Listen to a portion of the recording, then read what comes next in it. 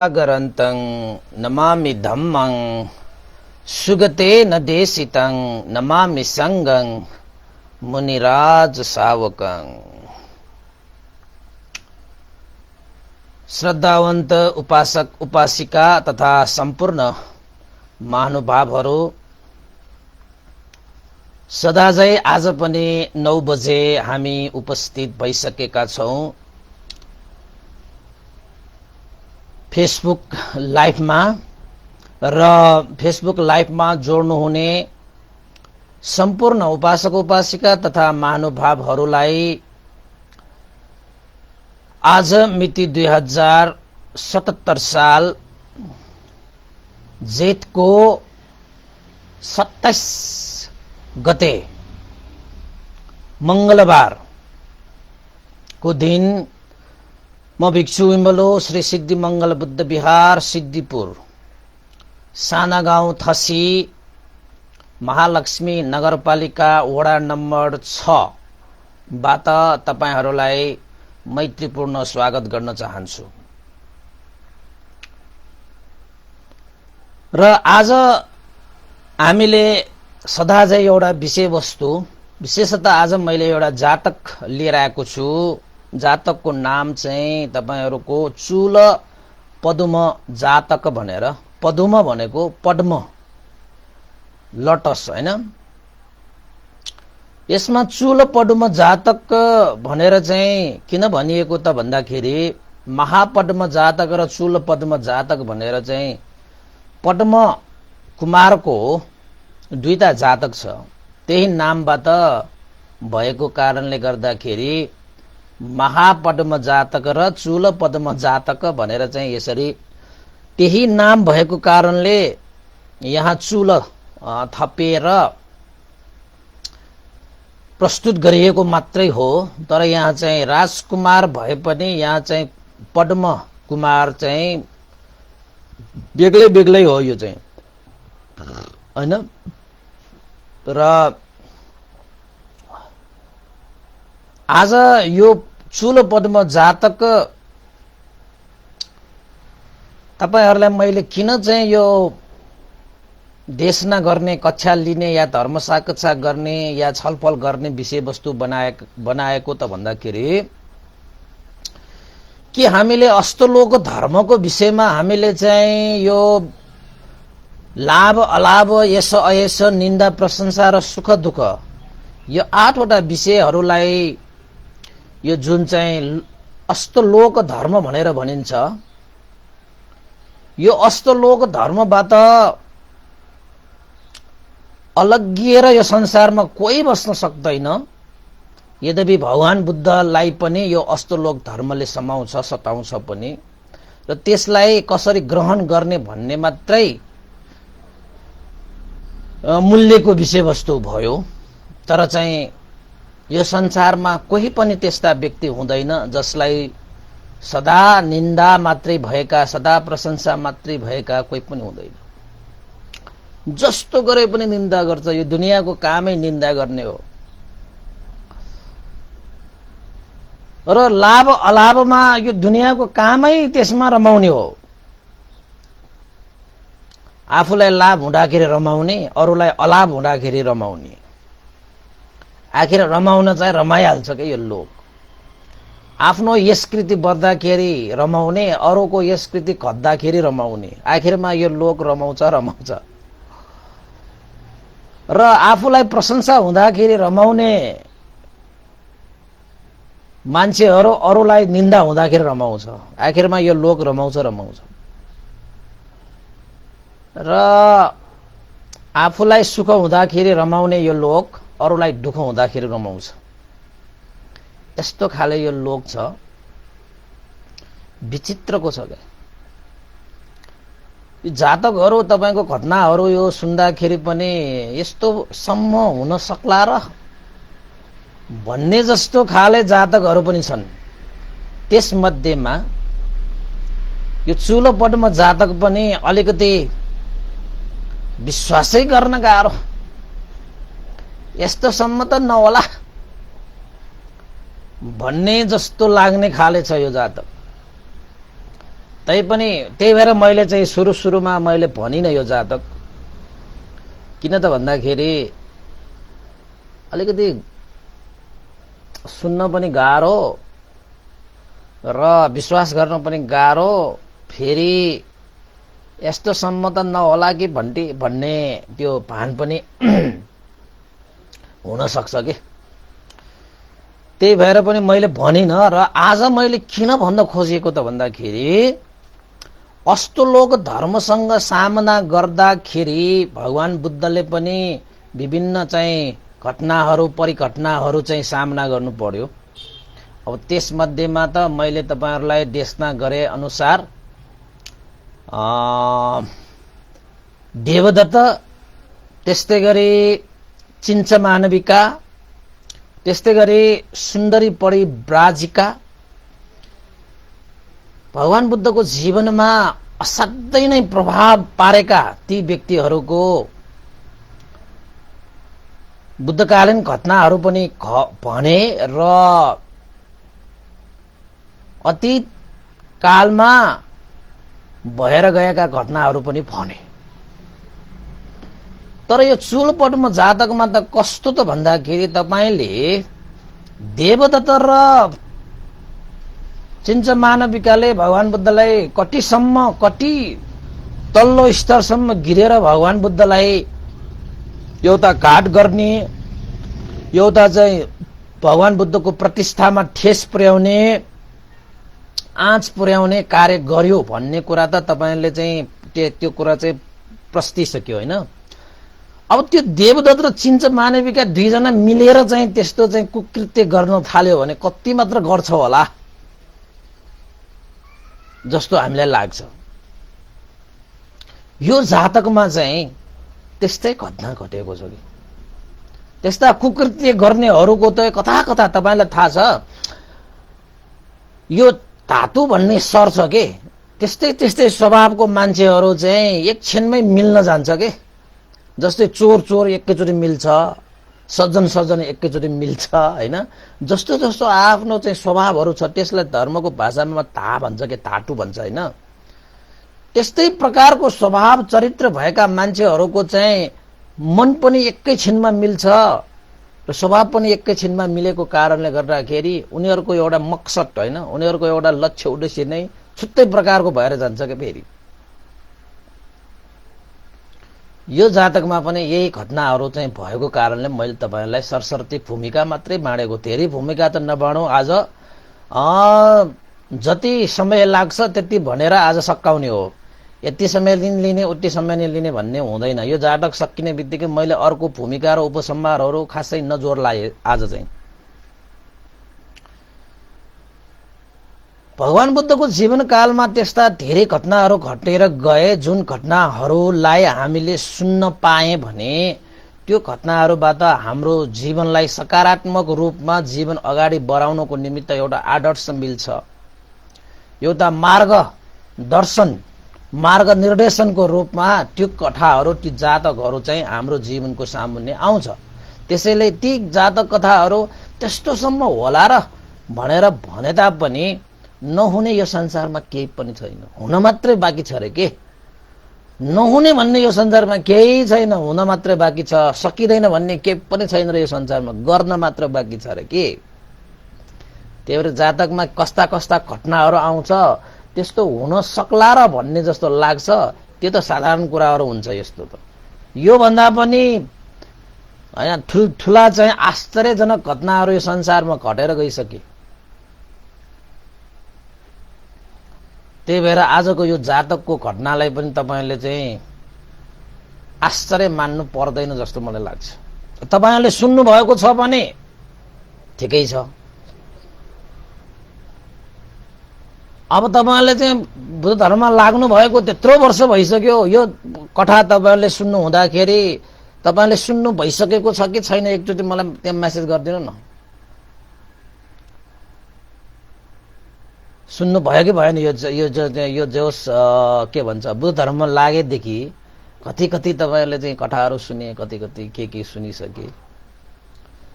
यो चूलोपटोमा जातक तपाईहरुले चाहिँ सुन्नु भयो कि भएन? कृपया चाहिँ यहाँ चाहिँ बुद्ध धर्ममा लाग्नेहरू हुन्छन् नि सबै होइन, त्यस्ताहरूलाई यो जातक सुन्नु भइसक्यो कि भइसकेन, एकचोटि चाहिँ मलाई जान्न मन लागेको कि होइन। प्राय चाहिँ अब खोइ सुन्नेहरू पनि होला नै। अब सुन्नु भइसकेको छ भने त अब थप प्रश्न हुने भयो नै, सुन्नु भएको छैन भने यस्तो घटना पनि हुँदो रहेछ है भनेर चाहिँ तपाईँले चाहिँ जिन्दगी भनेको कहाँबाट कहाँ पुग्दो रहेछ, कहिले कोबाट धोका मिल्छ, कहिले कस्तो षड्यन्त्र हुन्छ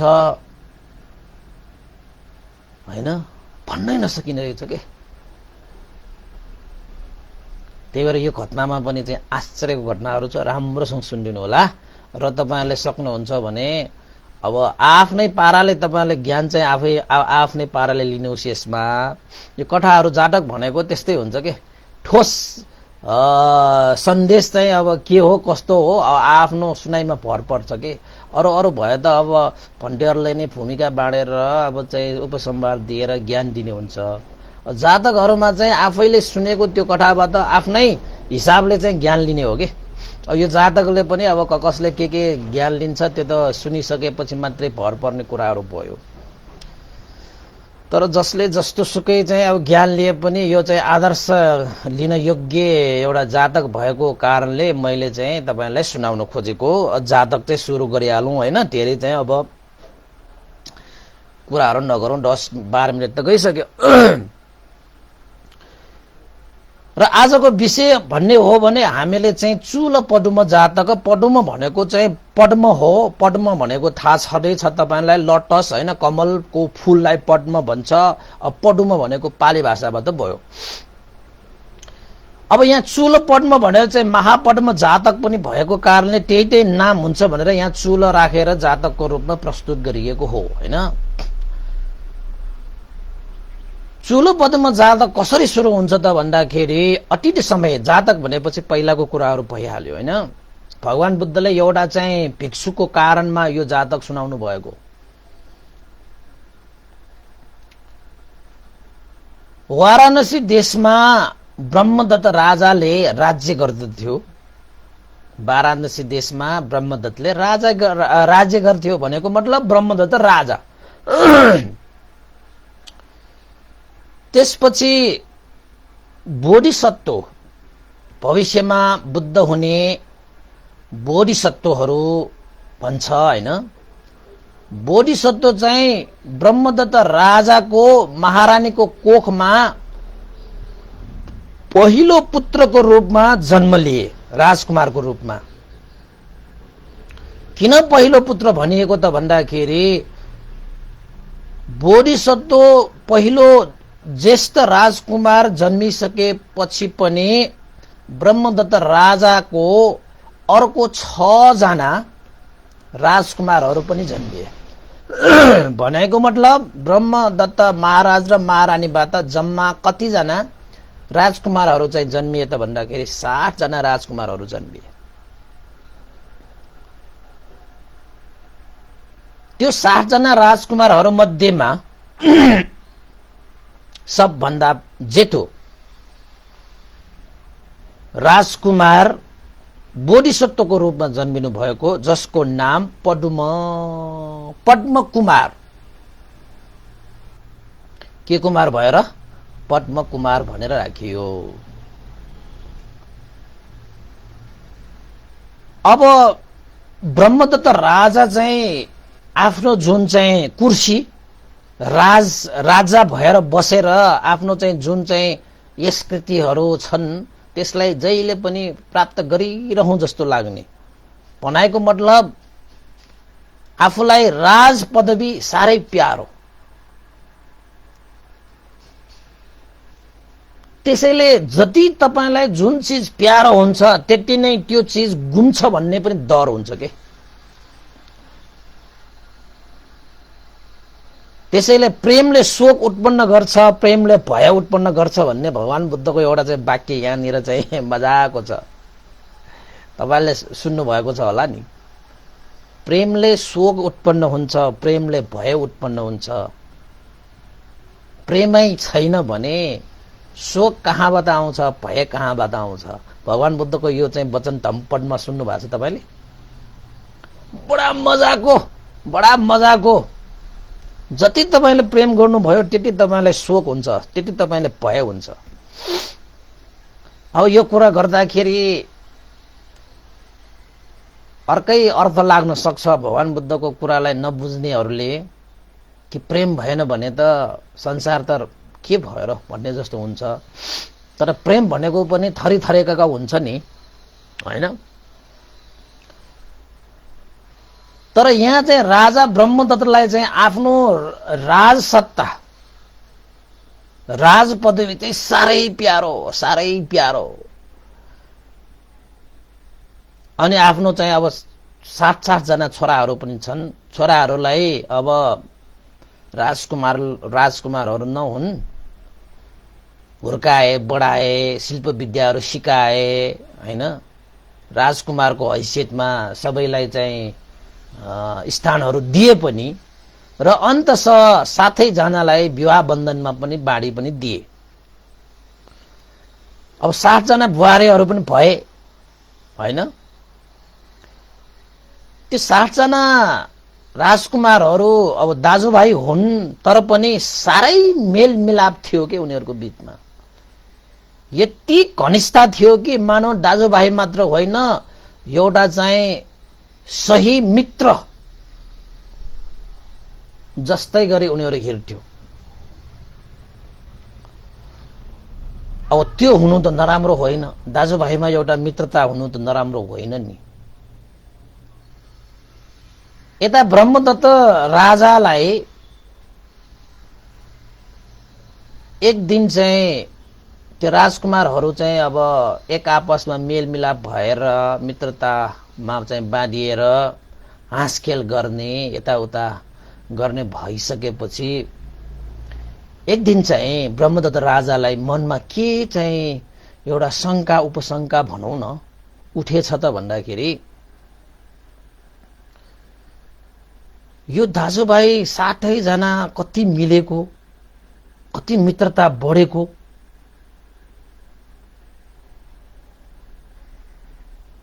यिनीहरूले त यस्तै मेलमिलाप हुने हो भने त एउटा शक्ति बन्छ।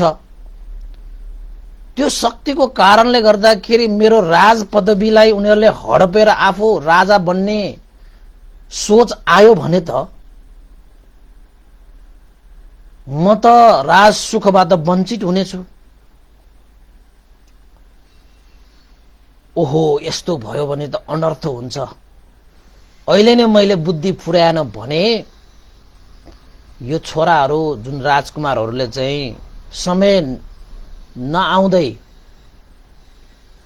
अगावै भनौं न मलाई चाहिँ हत्या हिंसा नै गरेर चाहिँ राजसत्ता लियो भने त बर्बाद हुने भो भनेर चाहिँ अब आफ्नो छोराहरूको मित्रता देखेर, आफ्नो छोराहरूको एउटा चाहिँ सुख देखेर पनि बहु राजा भएको कारणले जुन चाहिँ राजसत्ता छ, राजकुर्सी छ, आसन छ, हैन, राज सिंहासन छ, त्यसप्रति चाहिँ साह्रै लगाव भएको कारणले कतै छोराहरूले चाँडो भन्दा चाँडो अगावै, हैन, उनीहरूले प्राप्त गर्नु भन्दा अगावै मलाई चाहिँ यो कुर्सीबाट झारेर राजसत्ता त लिने होइन भनेर चाहिँ ब्रह्मदत्त राजाको मनमा त्यस्तो उपशंकाहरू लाग्न थाले।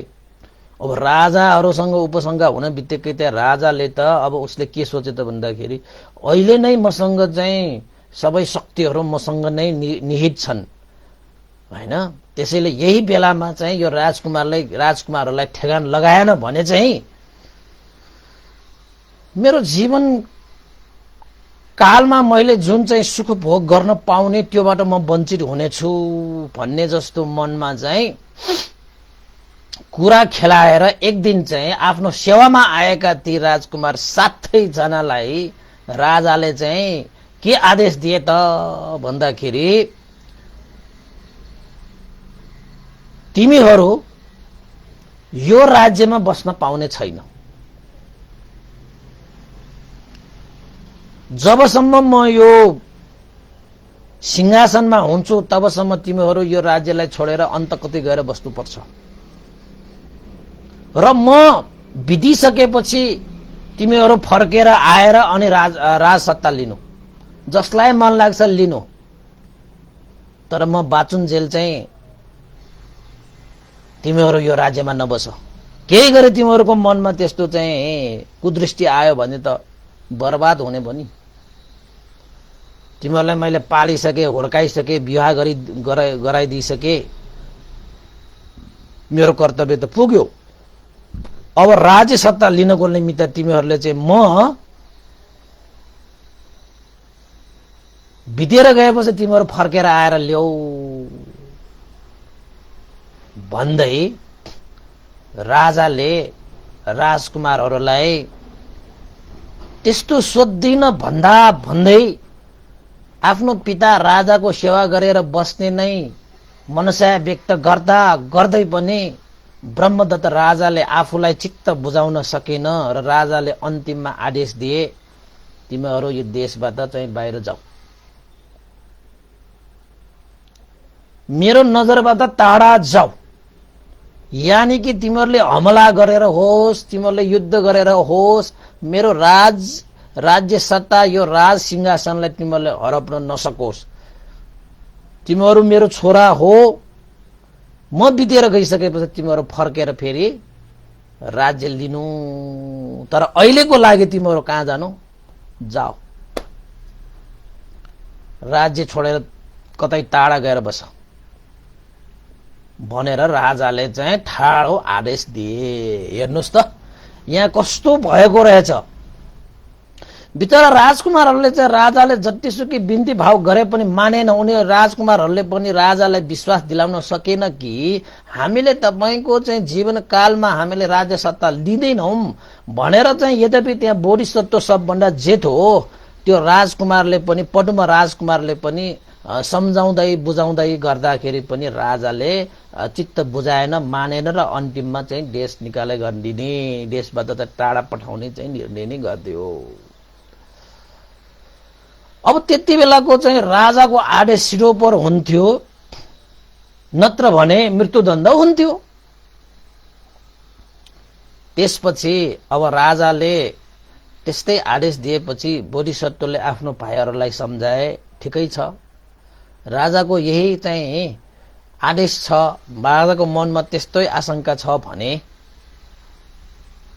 बुबाको आज्ञा जस्तै ठानेर हामी आज्ञाकारी भएर हामी निस्किदिनुपर्छ,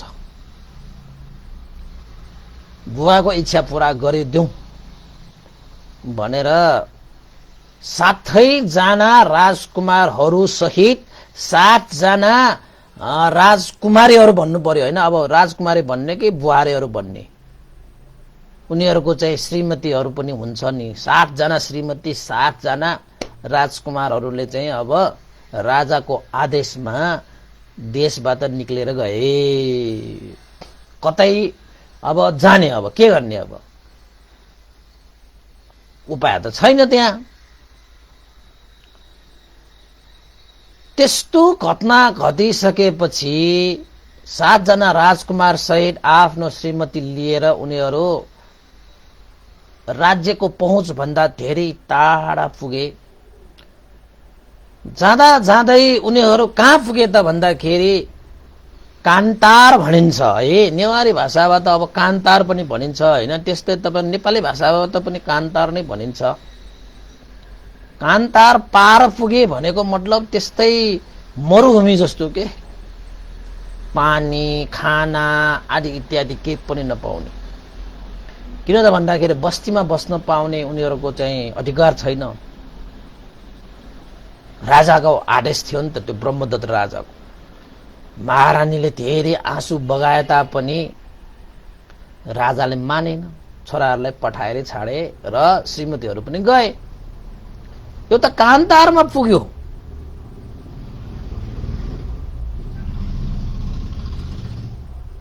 अनि कान्तारमा पुगिसकेपछि केही खान पाएन, पिउन पाएन, बस्नलाई त्यस्तै गाह्रो भइसकेपछि अब अनकन्टार ठाउँ, कोही छैन साथमा, खानेकुरा केही छैन, पिउने कुरा केही छैन, त्यही चौडो र ज्यान मात्रै छ, त्यो अलावा त्यहाँ अरू केही पनि छैन।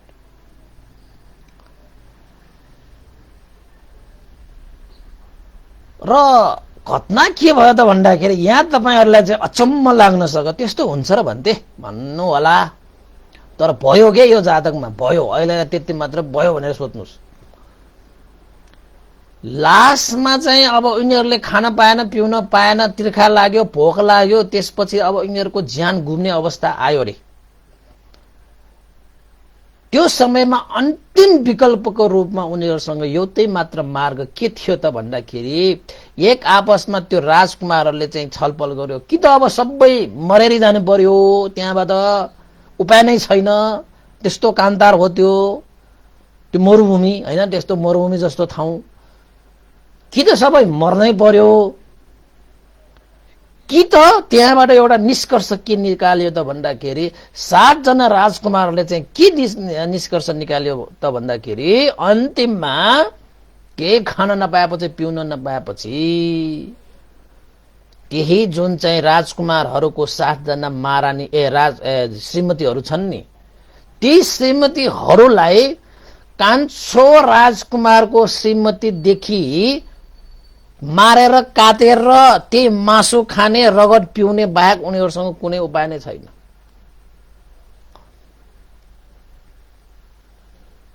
त्यस्तो अवस्था आयो रे। ल अब जातकमा अब के भन्ने, अब कि त मरे जानु पर्यो। हेर्नुहोस्, त्यहाँ अब खाने र पिउने भनेको कि रगत हो कि मासु हो, अरू केही छैन त्यहाँ। अब हुन त बोधिसत्वले चाहिँ अब धेरै सम्झाइ बुझाइ गरेको हो, तर बोधिसत्वले पनि त्यो भाइहरूलाई त्यो चाहिँ कसैलाई पनि सम्झाउन सकेन। एक दिन भए पनि बाँचेर केही उपाय निस्किएला कि भन्ने सोचेर उनीहरूले चाहिँ अन्तस के निर्णय गर्यो त भन्दाखेरि सबभन्दा सानो कान्छो राजकुमारको श्रीमतीलाई काटेर त्यो मासु खाएर रगत पिएर आफ्नो प्यास र भोक मेटाउने निर्णय भयो। ल हेर्नुहोस्, अब त्यस्तो होला र भन्नु होला, भयो के भयो। यहाँ जातकमा त्यस्तो भयो। त्यो पात्रहरूतिर नजाउँ, यो जातकले दिएको सन्देशतिर जाउँ न। अनि चाहिँ आखिर त कान्छो राजकुमारको श्रीमतीलाई मारे, टुक्रा टुक्रा पारे, भाग लगाए, कति भाग, 13 भाग लगाए, रगत चुसे, प्यास मेटाए, भोक मेटाए। तर बोधिसत्व, सबभन्दा ठुलो राजकुमार बोधिसत्व पद्म कुमारले के सोच्यो त भन्दाखेरि एक दिन मेरो श्रीमती पनि त यसै गरी चाहिँ हत्या हुन्छ, केही त उपायहरू निस्किएला नि भनेर बोधिसत्व राजकुमारले के गरे त भन्दाखेरि आफू र आफ्नो श्रीमतीको भागमा 2टा भाग पर्यो नि त। तपाईको 2टा भाग परेकोमा बोधिसत्व र आफ्नो श्रीमतीलाई चाहिँ उनीहरूले के छलफल गर्यो त भन्दाखेरि हामीले यो 2टै भाग चाहिँ नखाउँ, एउटा भाग आदि आदि खाउँ, एउटा भाग चाहिँ जगेर्ना गरेर राखौँ, सच्चाएर राखौँ होइन भनेर एक भाग चाहिँ बाँकी राखेर एक भाग चाहिँ 2 जनाले खाएछ। दिनको एक भाग चाहिँ बोधिसत्वले जम्मा गरेको रहेछ। आज एक दिन चाहिँ कान्छो राजकुमारको श्रीमतीलाई मारे, खाए, तैपनि त्यो कान्तारमा जाँदा जाँदा अब फर्किने, त्यहाँ खाने, प्यास मेटाउने केही अवसरै पाएन कि। अर्को विकल्प नभएपछि न त्यो गरेको भयो नि, नत्र कसैले आफ्नो श्रीमतीलाई मार्नको निमित्त त्यहाँ चाहिँ सहमति कसरी दिन्थ्यो हैन। न त चाहिँ अब श्रीमतीहरूले पनि पछि त हामीलाई पनि मार्छ, कसरी सहमति दियो, त्यहाँ विकल्प अरू केही पनि नरहेको कारणले गर्दाखेरि जाँदा जाँदा त्यस्तो ठाउँमा पुग्यो। अब उनीहरू त्यो ठाउँमा पुगिसकेपछि एक दिन चाहिँ त्यो परिस्थिति आएपछि कान्छो राजकुमारको श्रीमतीलाई काटे, खाए, पिए।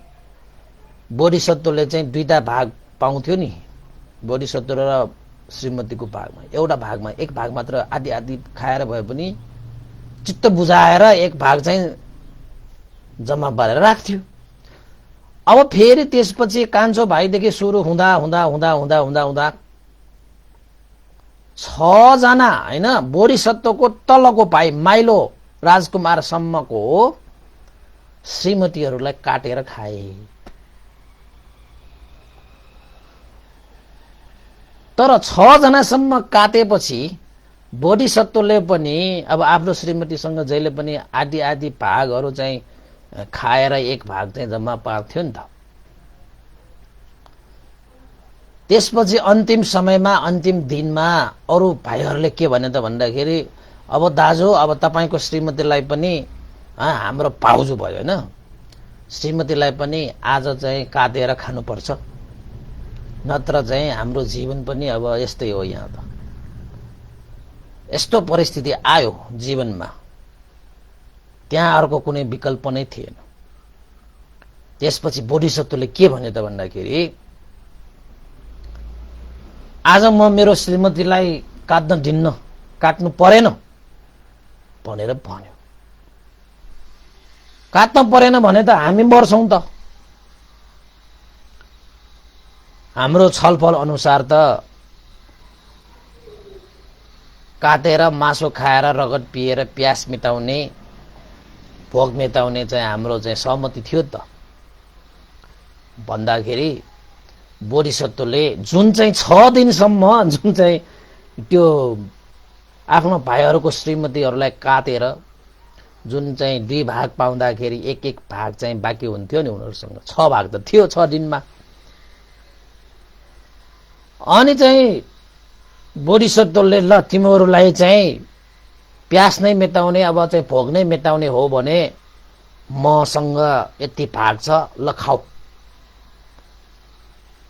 भोलिसम्ममा आजलाई यो खाएर तार, अब भोलिसम्ममा जस्तो सुकै भए पनि उपाय निस्किएला कि हैन। तर एक दिनमा चाहिँ मान्छेहरूको जीवन कहाँबाट कहाँसम्म फरक हुन सक्छ, एक रातमा पनि जीवनको काया पलट हुन सक्छ। आजलाई यही खानु, भोलि देखा जाएगा, कस्तो हुनुपर्छ गरौँला भनेर भाइहरूलाई सम्झाइदिए। अब उनीहरूले पनि अब खाने त हो, अब खान पाइसकेपछि किन चाहिँ मार्नै परेन। त्यहाँ त्यो मारिरहेको भनेको त बाध्यताले त्यहाँ चाहिँ आउने विकल्प नभइसकेपछि मात्र मारिरहेको भयो नि त। त्यसैले 7औं दिनमा चाहिँ बोधिसत्वले चाहिँ जुन जगेर्ना गरेको त्यही चाहिँ त्यो मासुको भागलाई नै 6 जना भाइहरूलाई चाहिँ बाँडी चुडी खुवाएर भोलि हेरौँला अब हैन, आजलाई यहीबाट तार्ने, अब देखा जाएगा, अब भोलि कस्तो हुन्छ के हुन्छ त्यो त समयले नै भन्छ भनेर चित्त बुझाएर त्यही भाग खुवाइदिए। खुवाएर त्यो रात त्यो दिनमा चाहिँ त्यसरी काटेछ अनि रात त कट्नु पर्यो। अब भोलि बिहान भयो भने त फेरि चाहिँ खानको लागि पिउनको लागि त उनीहरूलाई चाहियो, खाद्यान्न चाहियो। त्यसको विकल्प भनेको त कसैलाई मारेर खाने बाहेक उपाय नै छैन तिनीहरूसँग। अब जतिसुकै त्यहाँ प्रयास गरेर त्यहाँ खाने यताउता हिँड्ने त्यो गर्दाखेरि पनि केही पाएकै होइन। अनि चाहिँ बोधिसत्वले त्यो दिनमा चाहिँ भोकै बसे, तर आफ्नो भाइहरूलाई चाहिँ त्यो जगेर्ना गरेको त्यो भाग चाहिँ खुवाए। अब रातमा चाहिँ बोधिसत्वले सोच्न थाले, यस्तै हो भने हामी सबै विनाश हुनु सिवाय अरू केही पनि उपाय नै छैन।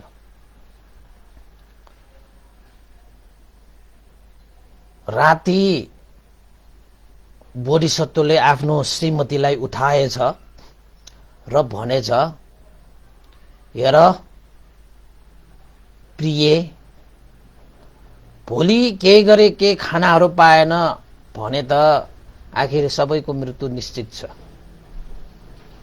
बिस्तारै निश्चित त छ, त्यसैले रातको समयमा यो कान्तारमा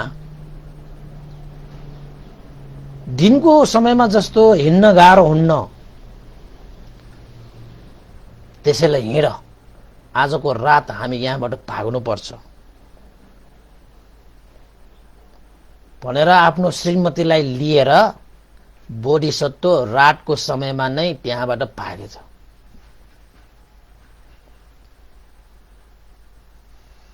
त्यसपछि रातको त्यस्तो घनघोर त्यो जंगलमा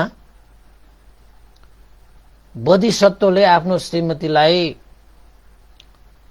जसरी हुन्छ यो कान्तारलाई काटेर हैन कुनै त्यस्तो ठाउँहरु भेटिएला कि जस्तो सुकै होस् केही त उपाय नगरिकन भएन भन्दै त्यो कान्तारबाट त्यहाँको चाहिँ अब जंगल भन्दाखेरि पनि अब पछि मात्रै भेटिन्छ जंगल त हैन। त्यो कान्तारमा त रातिको समयमा हिँडेछ।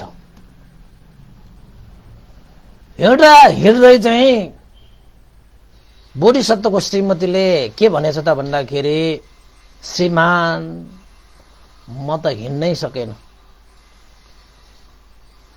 म त भोकले मर्ने जस्तो भइसके। अब त्यो दिन त उनीहरूले के पनि खाएको थिएन नि, छवटा मात्रै भाग थियो बिचराहरूसँग, त्यो पनि उनीहरू अरूलाई खुवाइसकेपछि यिनीहरू त भोकै थियो। अब त्यहाँबाट चाहिँ त्यो कान्तारलाई कसरी काट्ने, बोधिसत्वले चाहिँ मैत्री भाव गर्थ्यो कि मनमा मैत्री भाव गरेर चाहिँ जस्तो सुकै भए पनि यो दुःख कष्टहरूबाट म तर्न सकौं, यस्ता दुःख कष्टहरू कसैलाई नपरोस् भन्दै मैत्री कामना गर्दै गर्दै गइरहेको बेलामा अब श्रीमतीले त हिँड्नै सकेन। अब नसकेपछि फेरि श्रीमती पनि प्यारो, साह्रै प्यारो। त्यो श्रीमती प्यारो भएकै कारणले गर्दाखेरि त त्यो चाहिँ भाग लगाएर चाहिँ भाइहरूलाई खुवाएर अन्टछ। त्यस्तो राति त्यो समयमा चाहिँ जसरी हुन्छ त्यो कान्तारलाई छोडेर अन्त कतै ठाउँ पाउँछ कि जीवन जिउने आधार पाउँछ कि भनेर त्यहाँबाट हिँडेको भयो नि त। तर गाह्रो, रातिको समय हिँड्दै पनि अब चाहिँ अब श्रीमती त्यसरी हिँड्न नसकिएपछि बोधिसत्व पद्मकुमार राजकुमारले चाहिँ के गरे त भन्दाखेरि आफ्नो श्रीमतीलाई चाहिँ आफ्नो ढाडमा बोकेर त्यहाँबाट हिँडेको। जस्तो सुकै भए पनि म चाहिँ अब यो कान्ताललाई काटेर कुनै न कुनै आधार भएको त्यस्तो ठाउँ पक्कै भेटोस्, यस्तो दुःख कष्टहरू नपरोस् भन्दै मैत्री भावना गर्दै गर्दै गर्दै गर्दै त्यो चाहिँ अब आफ्नो श्रीमतीलाई चाहिँ ढाडमा बोकेर बोधिसत्वले ठूलो प्रयास गरे त्यो ठाउँबाट कटेर जाने। नभन्दै 7 दिनमा त भागेको भयो उनीहरू। नभन्दै के भयो त बिहान चाहिँ सूर्य उदाइसकेपछि बोधिसत्वको पुण्यको प्रभाव भन्ने कि के को प्रभाव भन्ने अन्तस उनीहरूले एउटा खोला भेट्टाएछ। खोला भेट्नु भन्दा अगाडिको एउटा घटना छुटिएछ यहाँ हेर्नुस् है। त्यो खोला भेट्नु भन्दा त्यो श्रीमती बोधिसत्वको श्रीमतीलाई हिँड्न नसकेपछि बोकेर आएको भयो नि त हैन। आइरहेको त्यो बोकेर आइरहँदाखेरि लास्टमा उसलाई चाहिँ अब भोक त लागेको छ, तिर्खा लाग्यो भनेर कराउँदाखेरि अब तिर्खाले अब मर्ने जस्तो भइसकेपछि बोधिसत्वले चाहिँ आफ्नो श्रीमतीको तिर्खा मेटाउनको निमित्त के गरेको थियो त भन्दाखेरि आफ्नै तरवारले आफ्नो चाहिँ यो हातको चाहिँ हैन हातलाई काटेर यो पाखुरालाई काटेर चाहिँ हैन यो बाजुलाई काटेर चाहिँ त्यो रगत चाहिँ पिलाएको थियो आफ्नो श्रीमतीलाई। त्यसरी चाहिँ रगत पिलाएर आफ्नो श्रीमतीको प्यास मेटाएर त्यहाँबाट चाहिँ गएको। त्यो पनि यहाँ नै स्मरण गर्न योग्य छ। आफ्नो श्रीमतीको प्यास चाहिँ रगतले मेटाएर बल्ल बल्ल अन्टछ उनीहरूले एउटा चाहिँ खोला भेट्टाएर छाडे। कहाँबाट आएको कसरी आएको पट्टै छैन। रातिको समय आएको भयो नि त। अन्तस त्यस्तो खोला भेटिसकेपछि बिचरा बोधिसत्व पद्मराज कुमार र आफ्नो श्रीमती त्यही पानी खाएर प्यास मेटाए। अब पानी भएको ठाउँमा त अब सिँचाइ भइहाल्छ, केही न केही बिरुवाहरू हुन्छ। त्यहाँ पानी भइसकेपछि नै होइन यो धरतीमा चाहिँ अब बिरुवाहरू उम्रिन्छ, फलफुलहरू उम्रिन्छ, हरेक चिज उम्रिन्छ। पानी भनेको त जिन्दगानी हो नि होइन। पानी बिहान केही पनि हुँदैन। बल्ल उनीहरूले चाहिँ एउटा जिउने सास लिए, पानी खाएर नुहाई धुवाई गरे, शरीरमा बल आए। यताउता हिँड्दाखेरि त्यहाँ चाहिँ नजिक चाहिँ अब जङ्गलहरू पनि भेट्न पुगे। भेटेर चाहिँ फलफुलहरू के पाएको थियो त्यो पनि खाएर उनीहरूले त्यही खोलाको त्यो नदी भनौँ न, नदीको चाहिँ एउटा नजिकमा एउटा आश्रम होइन, आश्रम जस्तो छाप्राहरू बनाएर त्यहीँ चाहिँ बसिरहे। बोधिसत्वले आफ्नो श्रीमतीलाई त्यसरी बचाए। राति समयमा भगाए र हिँड्न नसक्दा बोकेर ल्याए। त्यसपछि तिर्खाले चाहिँ थकित हुँदाखेरि आफ्नो चाहिँ यो पाखुरा काटेर रगत पिलाएर प्यास मेटाउन दिए। र अन्तमा चाहिँ आखिर त बोधिसत्वले खोला भेटाइसकेपछि एउटा आश्रय बनाएर त्यहीँ बसिरहे। हेर्नुहोस् है, घटना चाहिँ त्यस्तो भएछ। त्यस्तो पनि घटना घट्यो भन्नु होला, घट्यो। एक दिन दुई दिन भन्दै त्यहाँ बितिरहेको थियो। एक दिनको चाहिँ घटना के भएको रहेछ त भन्दाखेरि बोधिसत्व र बोधिसत्व पद्मकुमार र आफ्नो श्रीमती त्यो आश्रय, त्यो चाहिँ अब एउटा छाप्रा बनाएर बसिरहेको त्यो ठाउँमा अब नदीको नजिकै छ के त्यो। एक दिन चाहिँ त्यो खोलाबाट एकजना मान्छे चिच्याएर आइरहेको त्यसको चिच्याहाट सुनेर त्यो मान्छे त के भएको रहेछ त भन्दाखेरि त्यो खोलाले बगाएर ल्याएको रहेछ कि।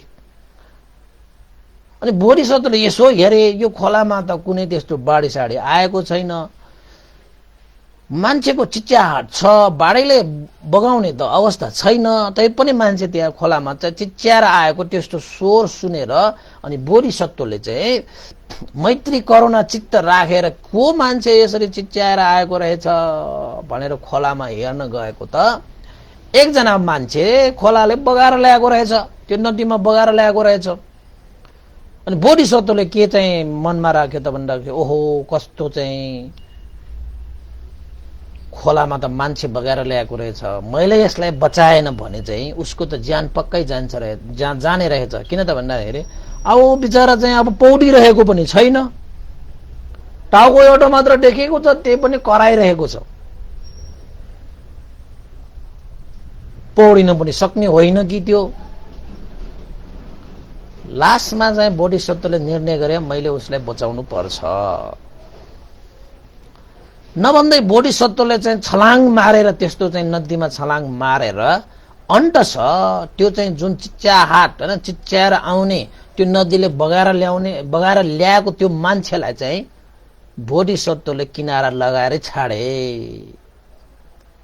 किनारा लगाएर छाड्दाखेरि चाहिँ त्यो मान्छे जुन बगाएर ल्याएको जुन मान्छे छ त्यो मान्छेको त हात पनि छैन, खुट्टा पनि छैन, नाक पनि काटेको रहेछ। किन त भन्दाखेरि एउटा त्यो राष्ट्रमा चाहिँ राजदण्ड दिने परम्परा रहेछ कि, खुट्टा काटेर हात काटेर नाक काटेर खोलामा बगाउने चाहिँ त्यो दण्डहरू रहेछ। त्यो पनि त्यस्तै फटा रहेछ कि त्यो मान्छे। त्यसरी चाहिँ राजालाई दण्ड दिएर फ्याँकेको मान्छे रहेछ। तैपनि बोधिसत्वले चाहिँ अब करुणा चित्त हुन्छ बोधिसत्वहरूको, ल अब दण्ड त पाइहालिसकेको छ, खोलाले बगाएर ल्याएकोमा मैले उसलाई चाहिँ अब प्राण दान गरे जस्तै मैले बचाउन पाएँ, यो पनि मेरो यो लागि पुण्यको कार्य नै भयो। हुन त उसले दण्ड त पाएकै छ, भनेर चाहिँ आफ्नो आश्रममा लगेर अब खुट्टा चाहिँ त्यो पाउहरू काटेको, हात यो काटेको भयो होइन, हात खुट्टै छैन, नाक पनि काटेको, कान पनि काटेको, त्यस्तो मान्छे आश्रममा लगेर करुणा, मैत्री करुणाले, बोधिसत्वले त्यो राजदण्ड प्राप्त त्यो मान्छेलाई चाहिँ सेवा गर्न थाले, त्यो घाउमा उपचार गर्न थाले, औषधि उपचार गर्न थाले बोधिसत्वले। त्यसरी चाहिँ त्यस्तो मान्छे आफ्नो आश्रममा ल्याएर राख्दाखेरि श्रीमतीले साह्रै घिन मान्यो। यस्तो मान्छेलाई ल्याएर, उस्तो मान्छेलाई ल्याएर कहाँ सेवा गर्न सक्छ, यस्तो राजदण्ड पाएको यस्ता मान्छेहरूलाई ल्याएर भनेर चाहिँ बोधिसत्वलाई नै गाली त गरेको थियो सुरुमा। तर बोधिसत्वले चाहिँ आफ्नो श्रीमतीलाई सम्झाए, उसले आफ्नो दण्ड पाइसकेको छ। बिचराको हात छैन, खुट्टा छैन, नाक छैन, कान छैन,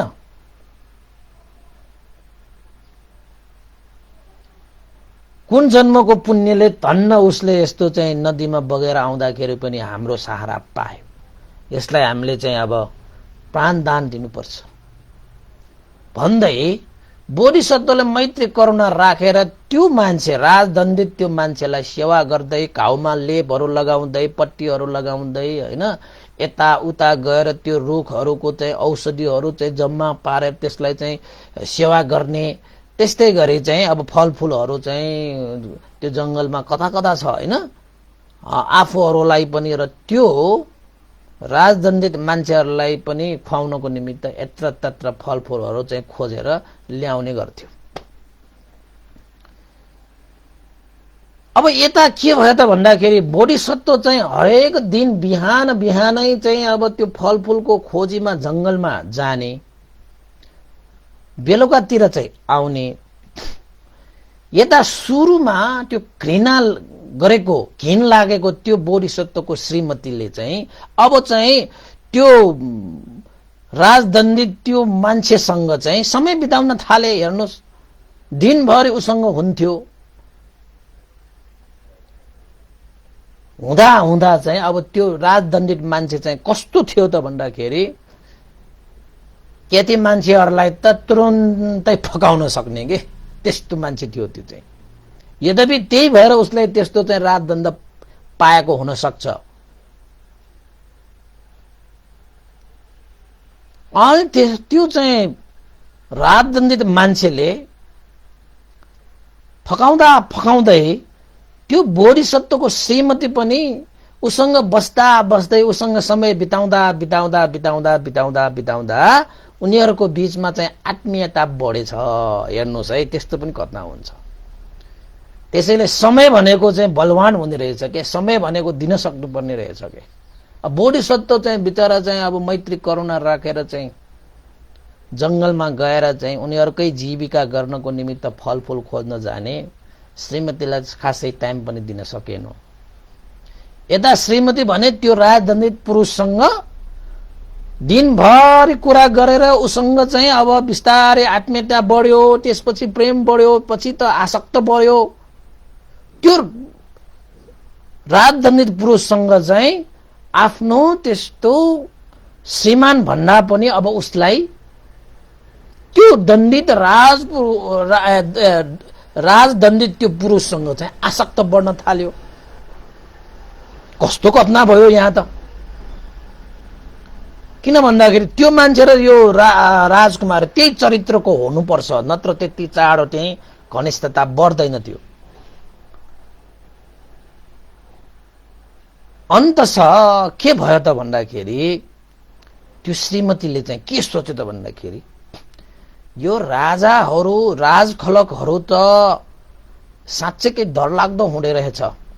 अब मेरो ससुरा राजाले, ब्रह्मदत्त राजाले पनि आफ्नो छोराहरूलाई यसरी चाहिँ देशबाट छाड्न लगाएर यस्तो दुःख भोग्नु पर्यो। जङ्गलमा आएर पनि त्यो राजकुमार भनाउँदा त कस्तो हुन्छ त भन्दाखेरि आफ्नो श्रीमतीलाई काटेर काटेर खाएर जीविका गर्न थालेको रहेछ। ल त्यस्तै पर्यो भने त मलाई पनि मार्न बेर छैन भनेर आफ्नो श्रीमानप्रति पनि अब शंका गर्दै राजा राजकुमारहरूप्रति एउटा चाहिँ घृणाको सोचले गर्दाखेरि त्यो चाहिँ राजदण्डित त्यो पुरुषसँग ऊ चाहिँ अब आसक्त हुन थाल्यो। त्यो राजदण्डित त्यो पुरुषले पनि मजाले त्यो मुखले बोलेर त्यो फकाउन सक्ने के फकाइहाले। त्यो बोधिसत्वको श्रीमती त आखिरमा के सोच्यो त भन्दाखेरि मेरो जीवन चाहिँ अब योसँगै बिताउँदाखेरि राम्रो हुन्छ भनेर आफ्नो त्यस्तो श्रीमानलाई उसले चाहिँ त्यागिदिएको भन्नु पर्यो मनले। अनि एक दिन चाहिँ त्यसरी भइसकेपछि अब उसले चाहिँ उनीहरूको दुईजनामा कुरा हुँदै उनीहरूको चाहिँ आसक्त हुँदै त्यसरी आसक्त हुँदाखेरि चाहिँ आँखा देख्दैन कि तपाईको। अब हामीलाई हेर्दाखेरि हेर त्यस्तो हात खुट्टा नभएको त्यस्तो मान्छेसँग त्यसरी आसक्त हुनै पर्दैन कि जबकि उसलाई आफ्नो श्रीमानले त्यसरी बचाएर ल्याएको होइन, आफ्नो रगत आफ्नो पाखुराको रगतसम्म पाखुरासम्म काटेर उसको तिर्खा मेटाउन लगाएको त्यस्तो श्रीमानलाई पनि अब उसले चाहिँ के गर्न थाल्यो, उसँग एउटा लगाव चाहिँ उसले छोड्न थाल्यो। त्यो मान्छेसँग त्यो केटी मान्छे आसक्त भयो। हेर्नुहोस् समय बितायो भने त्यस्तो हुँदो रहेछ के। त्यसैले हामीले नचाहिने मान्छेहरूसँग समय भनेको बिताउनै हुँदैन। भगवान बुद्धको त्यो त्यही शिक्षामा छ। के पनि हुँदैन, के हुन्छ र भनेर आफूलाई अनावश्यक भएका व्यक्तिहरू अनावश्यक समय चाहिँ हामीले चाहिँ त्यो बिताउनै हुँदैन। त्यो समयले गर्दाखेरि कता कता कता कता कता त्यसरी चाहिँ आसक्त बढ्न थाल्छ के, जुन आसक्तले परिणाम चाहिँ अलग्गै बनाउँछ। अनि त लास्टमा यिनीहरूको बीचमा चाहिँ त्यस्तो एउटा एउटा चाहिँ घनिष्ठ सम्बन्ध भयो कि आखिरमा उनीहरूले जीवन चाहिँ दुईजनामा जीवन बिताउने र अन्तमा चाहिँ जुन चाहिँ अब बोधिसत्व छ त्यो बोधिसत्वलाई नहटाइकन आफ्नो जीवनमा चाहिँ त्यो बोधिसत्वलाई नहटाइकन त उनीहरूले चाहिँ दुईजना चाहिँ आफ्नो जीवनयापन गर्ने त त्यो सम्भव छैन। त्यसैले दुईजनाको बीचमा के सल्लाह भयो त भन्दाखेरि अब हामीले यो चाहिँ बोधिसत्वलाई हामीबाट चाहिँ हटाउनु पर्छ, जीवनबाटै हटाउनु पर्छ भनेर त्यस्तोसम्म चाहिँ एउटा षड्यन्त्र त्यहाँ सुरु हुन थाल्यो। ल हेर्नुहोस् त त्यो बोधिसत्वको त्यो श्रीमती भनाउँदा त्यो केटी मान्छेको त्यो सोच हेर्नुहोस् त कति कति गिरेको होला, कति आसक्त भएको होला। न हात छ न खुट्टा छ न नाकै छ न कान छ, काटेर पठाइसक्यो। त्यस्तोसँग पनि आसक्त भएर चाहिँ दुईजना बीचमा चाहिँ एउटा चाहिँ सम्बन्ध रहन गयो। एक आपसमा यिनीहरू रमन भयो बोधिसत्वको अनुपस्थितिमा। बोधिसत्व बिहानै उनीहरूको लागि फलफुल के भन्छ फलफुल कलेक्सन गर्न जाने, जम्मा पार्न जाने उनीहरूकै जीविकाको लागि। यता भने चाहिँ त्यस्तो हात खुट्टा नभएको त्यस्तो राजदण्डित पुरुषसँग यता बोधिसत्वको श्रीमतीले रमन गरेर उनीहरू चाहिँ खुसी भएर बसिरहेको।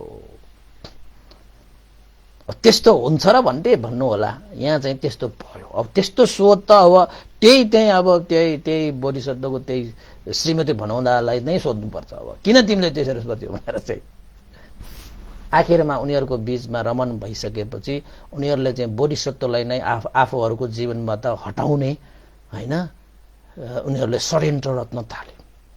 एक आपसमा चाहिँ कुरा भयो कसरी हामीले चाहिँ अब बोधिसत्वलाई चाहिँ जीवनबाट हटाउन सकिन्छ त भनेर विचार गर्दाखेरि अन्तस एउटा उपाय निकाल्यो।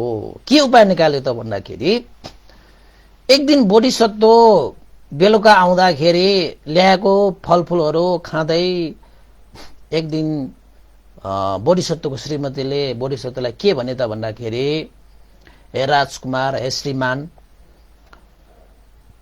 मैले एउटा भाकल गरेको थिएँ, त्यो भाकल पूरा गर्न नसकेको कारणले, नभइरहेको कारणले गर्दाखेरि मलाई यो दिन रात मनमा सताइरहेको छ, पीर परिरहेको छ। म चाहिँ रातमा पनि निन्द्रा चाहिँ म त्रसित भएर उठ्नु परिरहेको छ। मलाई चाहिँ मनमा भयभीत भइरहेको छ। मैले एउटा भाकल गरेको थिएँ, त्यो भाकल चाहिँ कसरी पूरा गर्ने, त्यो पूरा नगरिकन त म शान्तिसँग जिउन नसकिने भयो भनेर चाहिँ श्रीमतीले बोधिसत्व राज पद्मकुमारलाई त्यसो भने। पद्मकुमारलाई त आफ्नो श्रीमती साह्रै प्यारो। अब श्रीमतीलाई उसले जुन सुख दिन पर्ने त्यो दिन सकिरहेको छैन। हुन त उनीहरू राजकुमार हो, भविष्यमा राजा बन्ने, तर चाहिँ अब बुबाको कारणले गर्दाखेरि त्यस्तो एउटा जीवन चाहिँ उनीहरूले भोग्नु पर्यो, त्यो बेग्लै कुरा हो। अनि पद्मकुमारले श्रीमतीलाई के भने त भन्दाखेरि, भन के भाकल गरेको थियो र त्यो कसरी पूरा नभइरहेको, सकिन्छ भने अहिले पूरा गरौँ न त। तिमीलाई सुख हुन्छ, शान्ति हुन्छ भने तिम्रो त्यो भाकल पनि म पूरा गरिदिन्छु, म कोसिस गर्छु, ल नि हेर भनेर पद्मकुमारले आफ्नो श्रीमतीलाई भने। त्यो सबै उनीहरूको दुईजनाको त्यो राजदण्डित त्यो पुरुषको र त्यो पद्मकुमारको श्रीमतीको चाहिँ अब आसक्तपनमा उनीहरूले बनाएको षड्यन्त्र मात्रै हो त्यो। बिचरा पद्मकुमारलाई कुनै पनि जानकारी नै थिएन उनीहरूले के गर्न गइरहेको छ, उनीहरू के भइरहेको छ, के पनि थाहा छैन। बस उसलाई चाहिँ के थाहा थियो त भन्दाखेरि मैले उनीहरूको लागि चाहिँ जीवन यापनको लागि मैले चाहिँ खुवाउनु पर्छ, पिलाउनु पर्छ, त्यही मात्र सोचेर बस्थ्यो। श्रीमती चाहिँले के भन्यो त भन्दाखेरि, राजकुमार जुन बेला तपाईँ र म यो कान्तारबाट भागेको थिएँ, त्यो भागेको समयमा मैले मनमा के ठानेको थिएँ त भन्दाखेरि अब हामी बाँच्दैन, हामी मर्छ पक्कै, यो कान्तारमा नै कहीँ कतै हामी मर्छ होला। त्यो बेलामा मैले त्यहाँ एउटा डाँडा देखेको थिएँ, पहाड होइन, एउटा चाहिँ सानो पहाड जस्तो त्यहाँ देखेको थिएँ। त्यो पहाडलाई मैले देखेर चाहिँ के भाकल गरेको थिएँ त भन्दाखेरि पक्कै पनि त्यो पहाडमा पहाड देवी देवताहरू पक्कै हुन्छ होला। मैले मनमा नै भाकल गरेको थिएँ, हे पहाड देवी होइन, हे चाहिँ देवता, यदि हामी चाहिँ यो कान्तारबाट हामीलाई बचाइदियो भने मैले तपाईलाई बलि दिएर पूजा गर्न आउने छु, हामीलाई बचाइदिनु भनेर मैले चाहिँ भाकल गरेको थिएँ राजकुमार। त्यही भएर हामी सायद बाँचेको हुनुपर्छ। सायद त्यो देवताले, त्यो देवी देवताले हामीलाई चाहिँ बचाएको हुनुपर्छ, नत्र यस्तो कान्तारमा बच्ने त सम्भवै थिएन।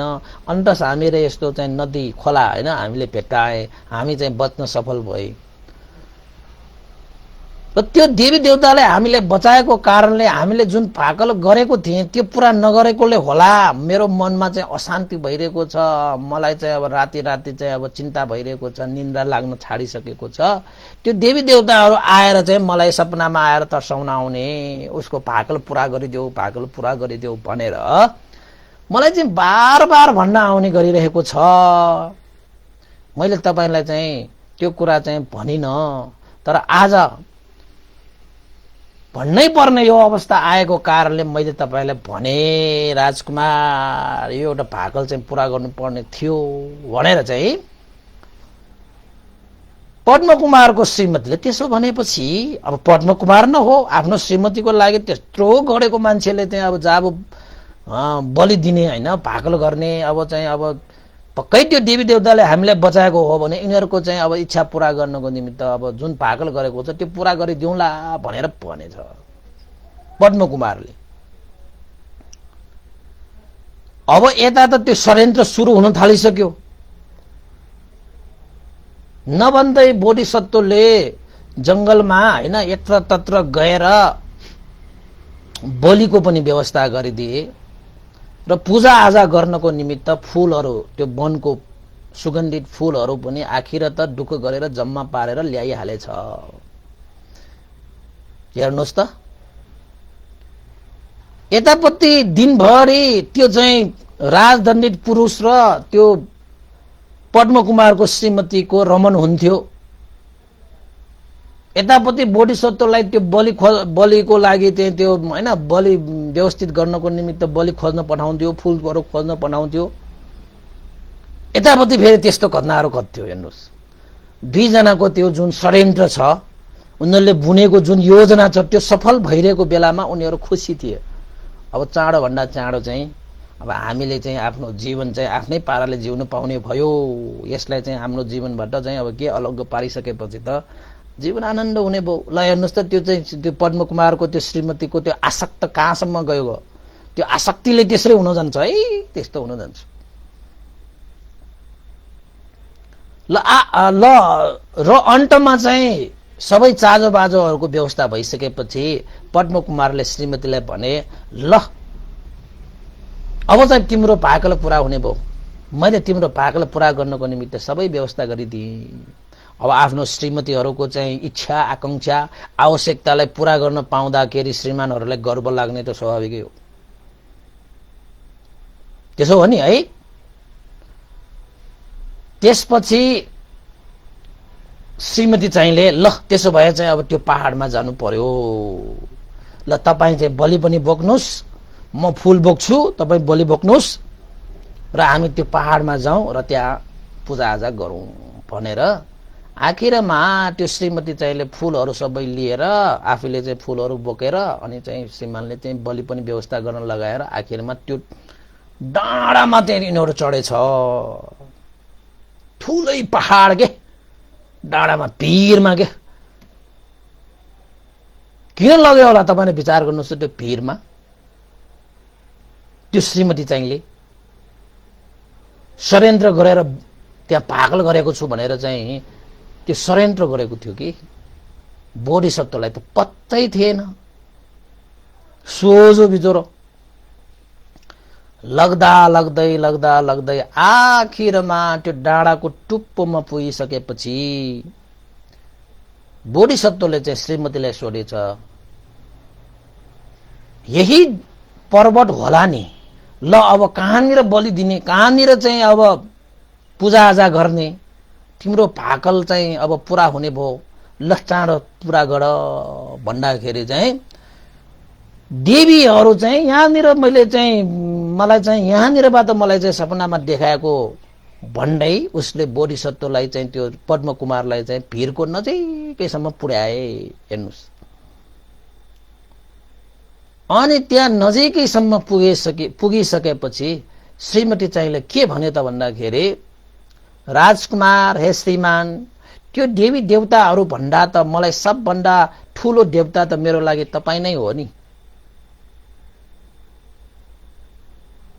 मेरो लागि त सबभन्दा ठुलो देवता भन्नु नै तपाईँ हो, तपाईँले नै मलाई त्यो कान्तारबाट मलाई बचाएको भन्न त मुखले भन्दो रहेछ के फेरि त्यस्तो के मुदु पित्रुसी मन वचुसी भन्छ नि, हो बस त्यस्तै हो। चिप्लो के, चिप्लो खस्ने मुखबाट भन्दै राजकुमारलाई चाहिँ मैले त सबभन्दा पहिला त्यो देवी देवताहरूलाई मैले देखेको त छैन, मैले भाकल चाहिँ गरेको हो। त्यो देवी देवताहरूलाई पूजा गर्नु अगाडि मैले साँच्चै देखेको देवता भनेको त तपाईँ हो, तपाईँलाई नै पहिला म पूजा गर्छु, अनि पछि म ती देवताहरूलाई पूजा गरेर आफ्नो भाकल पूरा गर्छु भनेर भन्न थाल्यो। हेर्नुहोस् है, अब बोधिसत्व पनि मक्ख किन त भन्दाखेरि ओहो मेरो श्रीमतीले मेरो गुण सम्झेछ, कृतज्ञ भएछ, आज चाहिँ मलाई चाहिँ उसले मैले आफैले देखेको देवता भनेर चाहिँ मलाई मान सत्कार गर्न थालेछ, अब मलाई पूजा गर्ने भयो भनेपछि त बोधिसत्वलाई पनि खुसी हुने स्वाभाविकै हो नि। आफ्नो श्रीमतीहरूले श्रीमानलाई त्यसरी चाहिँ देवता मानेर सत्कार गर्ने पूजा गर्न थाल्यो भने त श्रीमानहरूलाई त मक्ख पर्ने त स्वाभाविक हो। तपाईहरु पनि होशियार गर्नु, फेरि मक्क चाहिँ नपर्नु होला हैन। अनि बोधिसत्व ल त्यसो भए गर नि त गर, खुसी भएर ल गर नि त गर, तिमीले चाहिँ अब मलाई देवता नै मानेको हो भने त अब ठिकै छ। हुन त अब श्रीमान पनि देवता जस्तै होइन, अब उसको लागि त जे पनि गर्न तयार भएको भयो नि त त्यो पद्मकुमार त। त्यसपछि बोधिसत्व चाहिँ अब त्यस्तो पहाडको त्यस्तो भिरको टुप्पोमा गएर अब चाहिँ बस्न थाले। अनि चाहिँ त्यो पूजाआजा गर्नको निमित्त त्यो श्रीमती चाहिँले आफ्नो श्रीमानलाई चाहिँ पहाडबाट त्यो भिरतिर हेर्न लगाए। देवी देवताहरू सायद त्यतै होला, तपाईलाई पनि पूजा गर्छु, तिनीहरूलाई पनि म पूजा गरौँला भन्दै चाहिँ पहाडबाट यतापट्टि फर्काएर होइन बोधिसत्वलाई राखेर अनि त्यो श्रीमती चाहिँले बोधिसत्वलाई फुलले पूजा गर्न थाले। हेर्नुहोस्, बलि त दिन्छ, त्यहाँ अर्कै बलि दिन लगेको रहेछ तपाईको। हेर्नुहोस् त, त्यस्तो पनि हुनु रहेछ। त्यस्तो बोधिसत्वलाई, त्यस्तो पद्मकुमार बिचरा लास्टमा चाहिँ पूजा गर्दै घुम्दै होइन एक राउन्ड घुम्यो, पूजा गर्यो।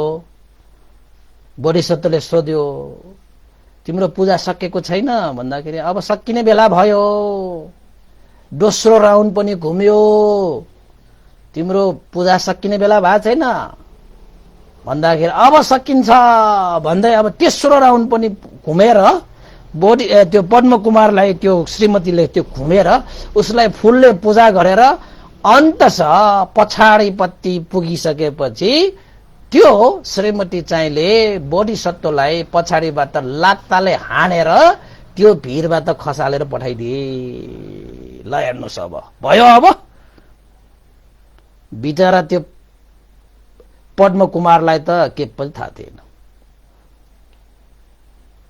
श्रीमती चाहिँले त्यस्तो एउटा राजदण्डी त्यस्तो हातखुट्टा नभएको हो त्यस्तो पुरुषसँग चाहिँ गमन गरेर त्यस्तो पुरुषसँग चाहिँ आसक्त भएर आफ्नो त्यस्तो चाहिँ राजकुमार जस्तो हिरा जस्तो त्यस्तो चाहिँ श्रीमानलाई पनि आखिर त बलि दिने त्यस्तो एउटा चाहिँ षड्यन्त्र गरेर त्यस्तो पहाडमा लगेर आखिरमा चाहिँ भिरबाट खसालेर मार्ने उद्देश्य राखेर त्यहाँ लगेर चाहिँ पछाडिबाट लात्ताले हानेर त्यो ढकेलेर लात्ताले हानेर ढकेलेर भनौँ न। अब लात्ताले पनि हानेको लेखेको पनि छ, कतै त्यसो कतै ढकेलेको पनि लेखेको छ। जे होस् त्यो भिरबाट खसालियो।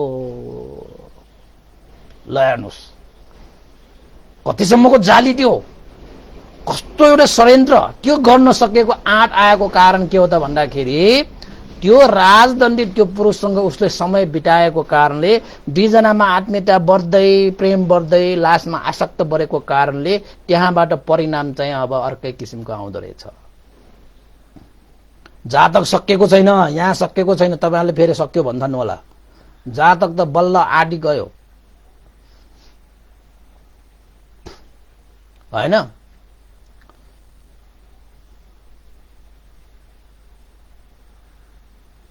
त्यसपछि त्यो श्रीमतीले चाहिँ के सोचे त भन्दाखेरि ओ शत्रुको मैले अब चाहिँ शत्रु नै ठान्यो श्रीमानले, मैले शत्रुको त अन्त गरिदिएँ। अब हामी दुईजना चाहिँ आफ्नो खुसी खुसीका साथ चाहिँ जीवन बिताउन पाउने भयो। यो राजकुमारहरू भनेका त साह्रै डरलाग्दो हुन्छ, यसले त मेरो पनि ज्यान लिन सक्छ। मैले आज उसलाई नै ज्यान लिइदिएँ।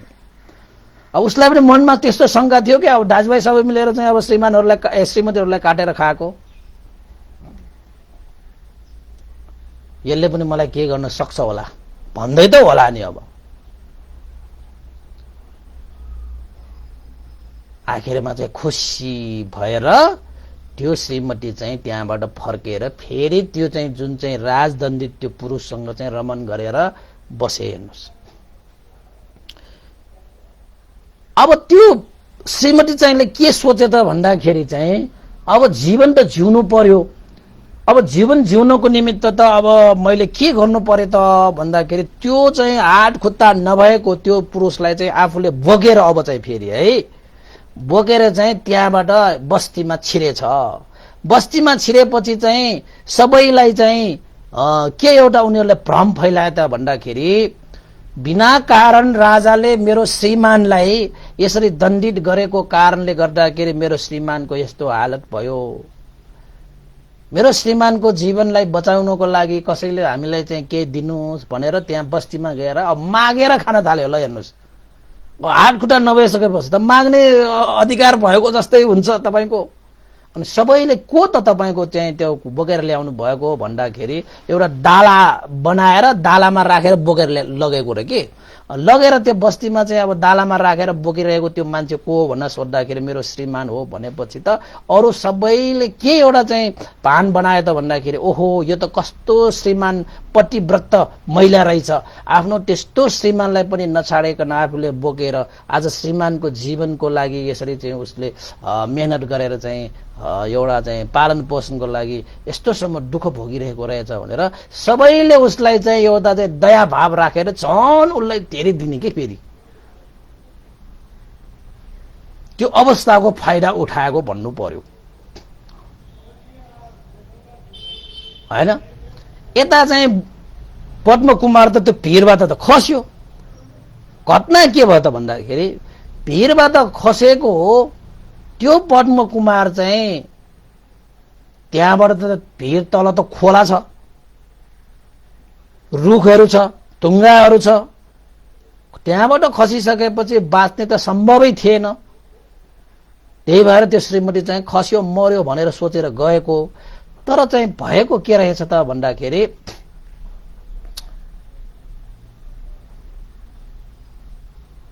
बोधिसत्व त्यहाँबाट खसेपछि उसको पुण्यको बलले भनौं या के भनौं बोधिसत्व कहाँ खस्यो त भन्दाखेरि त्यो नेवारीबाट त्यसलाई फौसी भन्छ। फौसीलाई चाहिँ भुइँकतर भन्छ हैन, भुइँकतरै हो फौसी भने। त्यस्तो एउटा चाहिँ फलको त्यो पातहरूमा हैन पातहरूको झाङमा गएर ग्वाममा खसेछ। त्यो रुखमा चाहिँ त्यो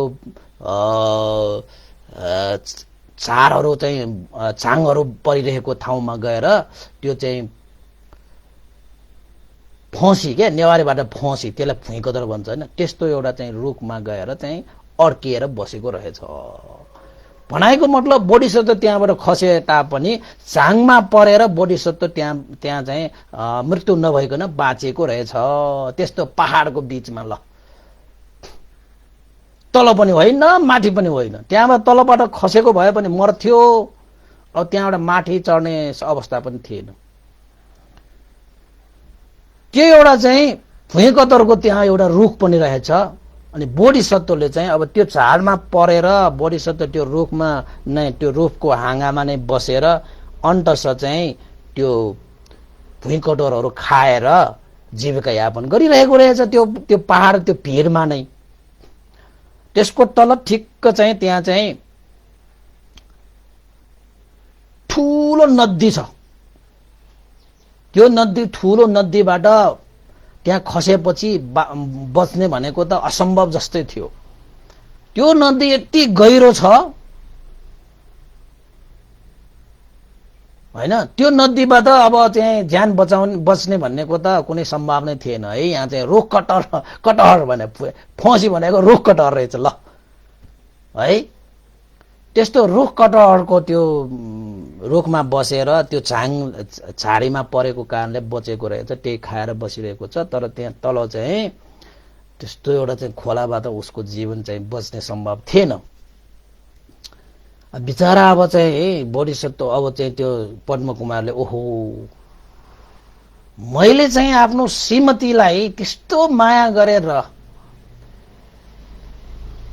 घण्टारबाट त्यस्तो मरुभूमि जस्तो त्यस्तो घण्टार हैन ठाउँबाट मैले चाहिँ बचाएर ल्याएँ। मैले आफ्नो चाहिँ ढाडमा बोकेर ल्याएँ। तिर्खाएको बेलामा मैले चाहिँ आफ्नो रगत हैन काटेर आफ्नो पाखुरा काटेर मैले चाहिँ रगत खुवाएँ र चाहिँ त्यस्तो समय दिएर मैले चाहिँ फलफुलहरू चाहिँ खुवाउँदै उसलाई चाहिँ जीवन मैले चाहिँ बचाएँ। तर आज मलाई चाहिँ यस्तो एउटा हालत बनाइदिए।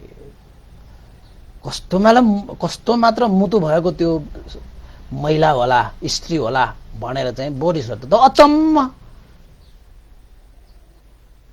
यो मेरो श्रीमतीको त मैले चित्तै बुझ्नै सकेन कस्तो मात्र होला भनेर। त्यहाँ चाहिँ घटना के भएको थियो त भन्दाखेरि जुन नदी थियो त्यो नदीमा चाहिँ गोहीहरू बस्थ्यो के, त्यसलाई चाहिँ गोहीराज थियो कि, गोहीराज होइन, गोहीहरूको ठुलो एउटा गोही थियो के। त्यो गोही पनि के गर्थ्यो त भन्दाखेरि त्यही चाहिँ अब रुख कटर होइन, त्यो रुख कटरहरूको चाहिँ अब फलहरू खाएर जीविका गर्ने गोही पनि रहेछ। त्यो चाहिँ नदीबाट चाहिँ माथि चढेर त्यो गोहीले चाहिँ अब रुख कटरहरू खाने रहेछ कि। नभन्दै एक दिन चाहिँ त्यसरी त्यो गोहीराज होइन त्यहाँबाट आएर चाहिँ रुख कटर खाउँ भनेर यसो आएको त त्यो रुखमा चाहिँ अब बोधिसत्वलाई देखे। बोधिसत्वलाई देखेपछि त्यो चाहिँ केही दिन त त्यो गोहीराजले यो मान्छेले केही हानि पुर्याउन सक्छ भनेर त्यो रुखतिर गएन।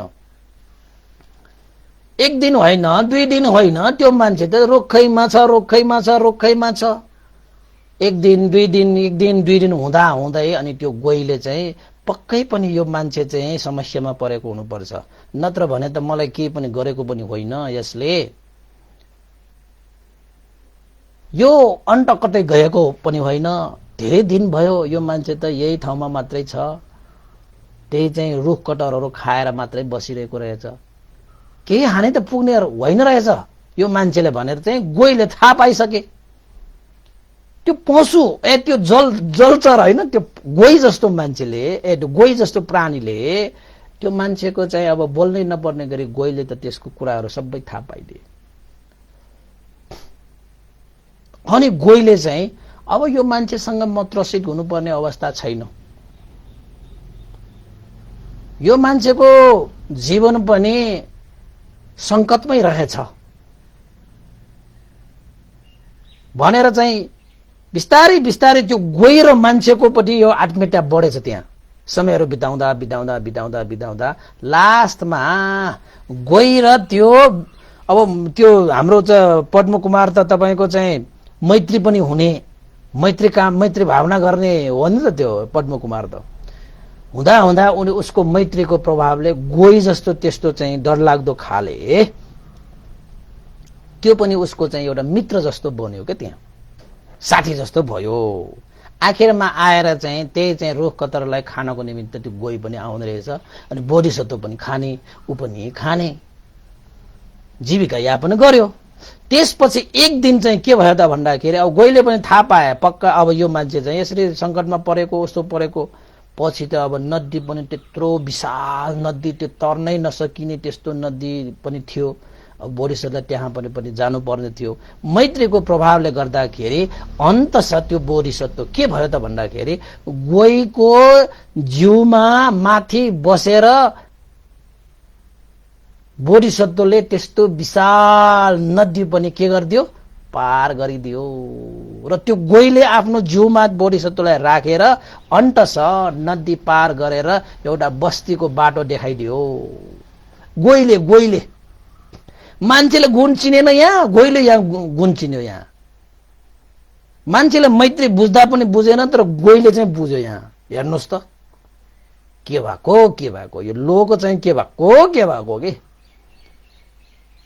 त्यही भएर मान्छेहरू चाहिँ गिर्यो भने पशुहरू भन्दा पनि गिर्न सक्छ अरे कि, फेरि उठ्न सक्यो भने फेरि देवताहरू भन्दा पनि माथि उठ्न सक्छ अरे कि। मान्छेहरूकोमा दुई धारको हुन्छ अरे, 2 धार हुन्छ अरे मान्छेको जीवन।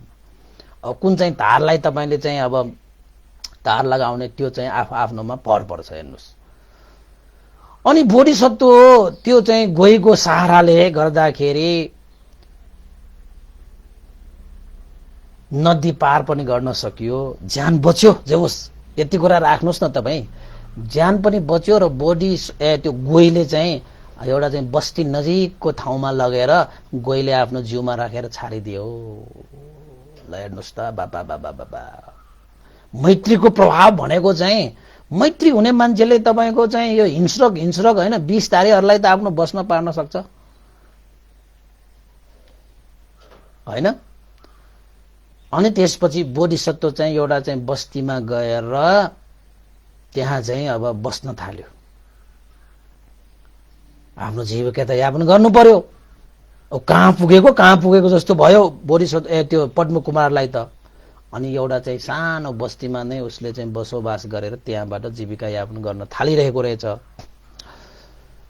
अनि चाहिँ त्यहाँको मान्छेहरूले चाहिँ अब अन्तस चाहिँ ठिक एउटा घटना के भयो त भन्दाखेरि बोधिसत्व एउटा बस्तीमा त्यसरी बसिरहँदाखेरि त्यो चाहिँ वाराणसी देशको जुन चाहिँ राजा ब्रह्मदत्तको निधन भएको खबर चाहिँ त्यहाँ यत्र तत्र फैलिएछ। अब राजा मरिसकेपछि त अब भनेको पनि के हो त भन्दाखेरि म मरेपछि मात्रै मेरो राज्यमा आएर तिमीहरूले राजाको चाहिँ यो सिंहासनमा बस्न आउनु जाऊ भनेर चाहिँ छोराहरूलाई चाहिँ अब निकालिदिएको त राजाले त। त्यसपछि चाहिँ त्यो खबर फैलिसकेपछि बोधिसत्वले त्यो बस्तीमा धेरै दुःख गरेर बसिरहेको बोधिसत्वले पनि त्यो खबर सुन्ने बित्तिकै ओहो राजा त बितेछ, अब जाने बेला आयो भनेर अनि बोधिसत्व चाहिँ फेरि वाराणसी देशमा गएर ब्रह्मदत्तको देहान्तपछि पद्मकुमार चाहिँ के भएर बसे?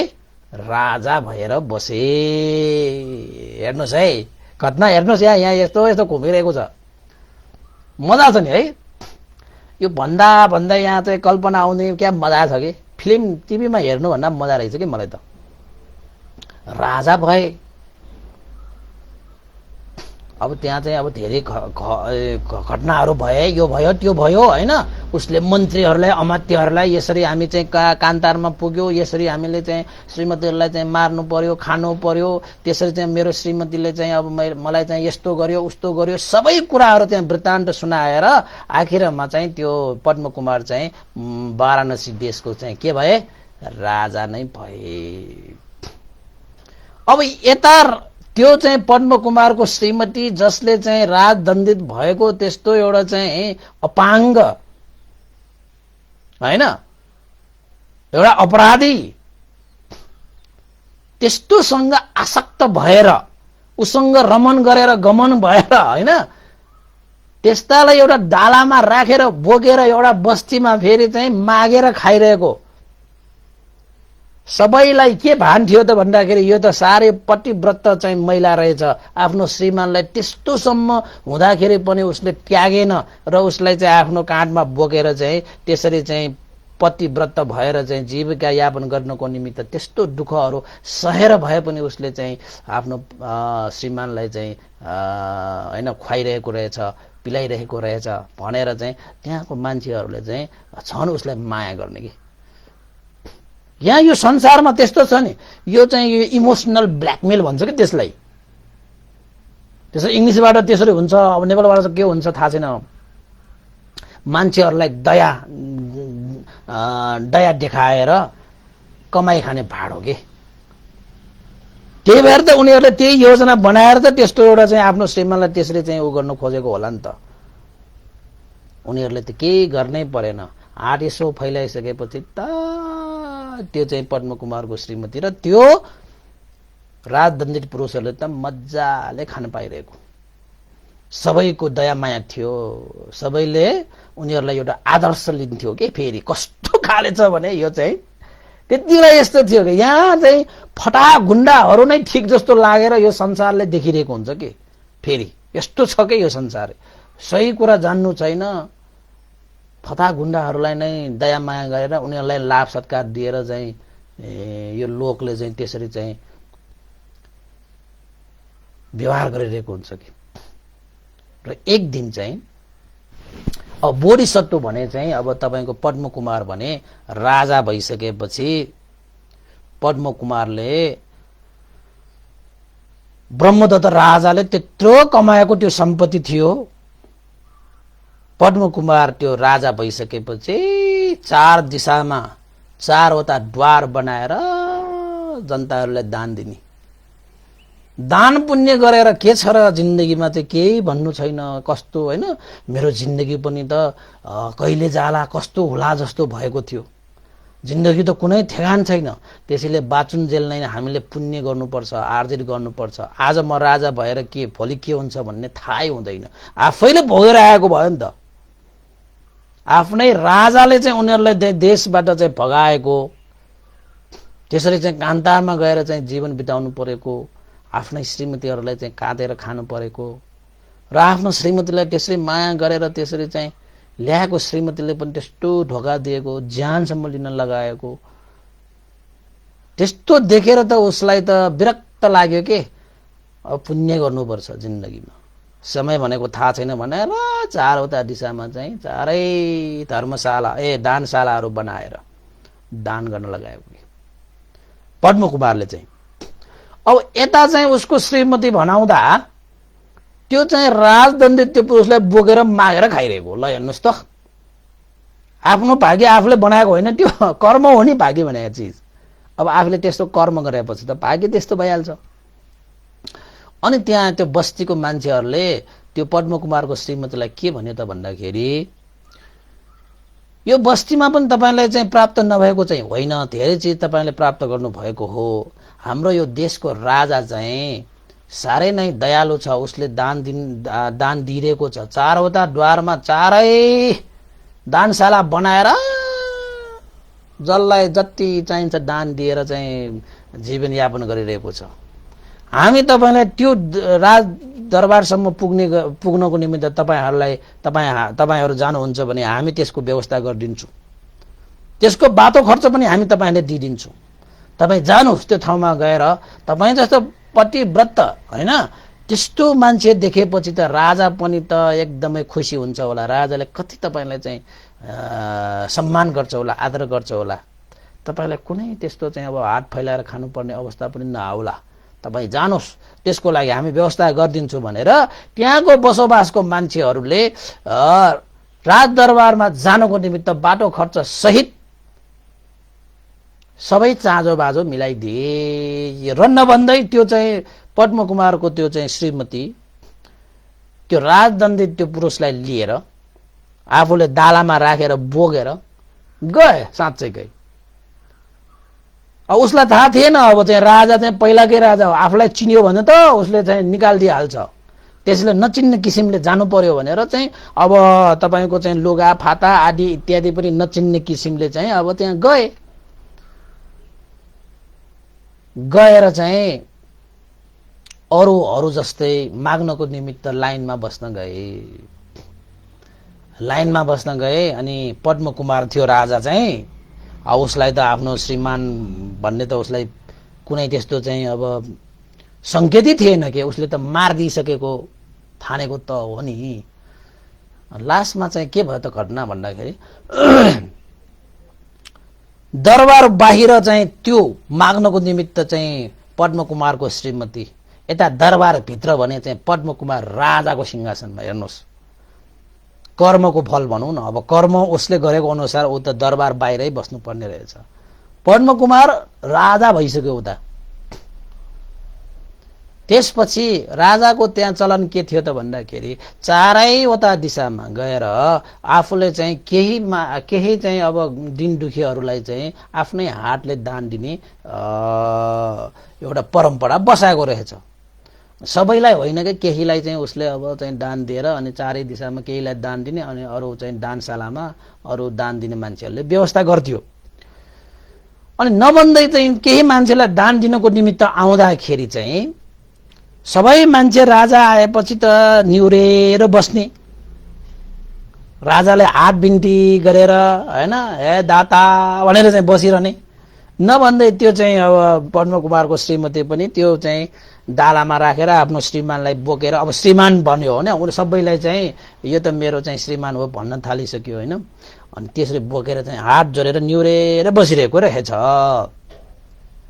राजा चाहिँ आएर चाहिँ अब सबै मान्छे एक्लै चाहिँ उभिएर बसिरहेको छ। उसले भने चाहिँ अब डालामा राखेर त्यसरी चाहिँ हात खुट्टा नभएको त्यो एकजना पुरुषलाई बोकेर चाहिँ बसिरहेको देखेपछि त राजाले त एउटा मन्त्रीलाई सोधेछ, है त्यो को हो भनेर सोद्धाखेरि त्यो चाहिँ एकजना महिला हो जो चाहिँ पतिव्रत छन्। आफ्नो पतिको लागि उसले नत्यागिकन आफ्नो पतिको लागि त्यसरी दुःख गर्दै आफूले नै बोकेर त्यसरी चाहिँ भिख मागेर खाँदैछ। साह्रै दयालु मान्छे होइन, साह्रै दुखी मान्छे हो, दया गर्न योग्य मान्छे हो महाराज भनेर मन्त्रीले सम्म भन्न थाल्यो। अब राजाको छात काठमा चाहिँ त्यसो भए चाहिँ उता एकचोटि जाउँ भनेर चाहिँ गएर राजाको छातमा चाहिँ त्यसरी निहुरेको त्यस्तो चाहिँ मान्छेलाई हे महिला, तिम्रो चाहिँ त्यो ताडमा को हो, किन तिमीले बोकिरहेको भनेर चाहिँ राजाको छातमा भने पनि त्यो चाहिँ अब श्रीमती चाहिँले अब आफ्नो श्रीमान भनेर भने उसले पट्टै लाउन सकेन कि। राजाको छातमै बोलेको छ, राजाको छातमै आएको छ, अब उसले न्युरिएर बसिरहेको छ। अनि उसले के भने त भन्दाखेरि, महाराज यो मेरो श्रीमान हो, बिना कारण दण्डित भएर चाहिँ यो चाहिँ हात खुट्टा विहीन भएर मेरो श्रीमानले धेरै दुःख भयो। म आफ्नो श्रीमानको दुःखलाई सहन नसकेर मैले श्रीमानलाई यसरी आफ्नो काँधमा बोकेर मैले मागी खानु परेको हो महाराज भनेर बिन्ती चढाए। त्यसरी चाहिँ उसले बोल्ने बित्तिकै पद्मकुमार महाराजले ठ्याक्कै चिनिसकेको रहेछ। हेर्नुहोस् है, यहाँ घटना हेर्नुहोस् है। तर त्यो चाहिँ पद्मकुमारको श्रीमती चाहिँले चिनेको छैन, उसले अनुमानै गर्न सकेन कि। तर पद्मकुमारले चाहिँ ठ्याक्कै चिनिसकेको रहेछ। अनि पद्मकुमारले चाहिँ थाहा पाइसकेपछि मन्त्रीलाई के भने त भन्दाखेरि, हे मन्त्री, के मैले तिमीलाई सुनाएको थिएन र? हामी चाहिँ राजाले हामीलाई देशबाट भगाउँदाखेरि कान्तारमा पुगेर हामीले आफ्ना आफ्ना श्रीमतीहरूलाई काटेर खान थालेको र मैले चाहिँ आफ्नो श्रीमतीलाई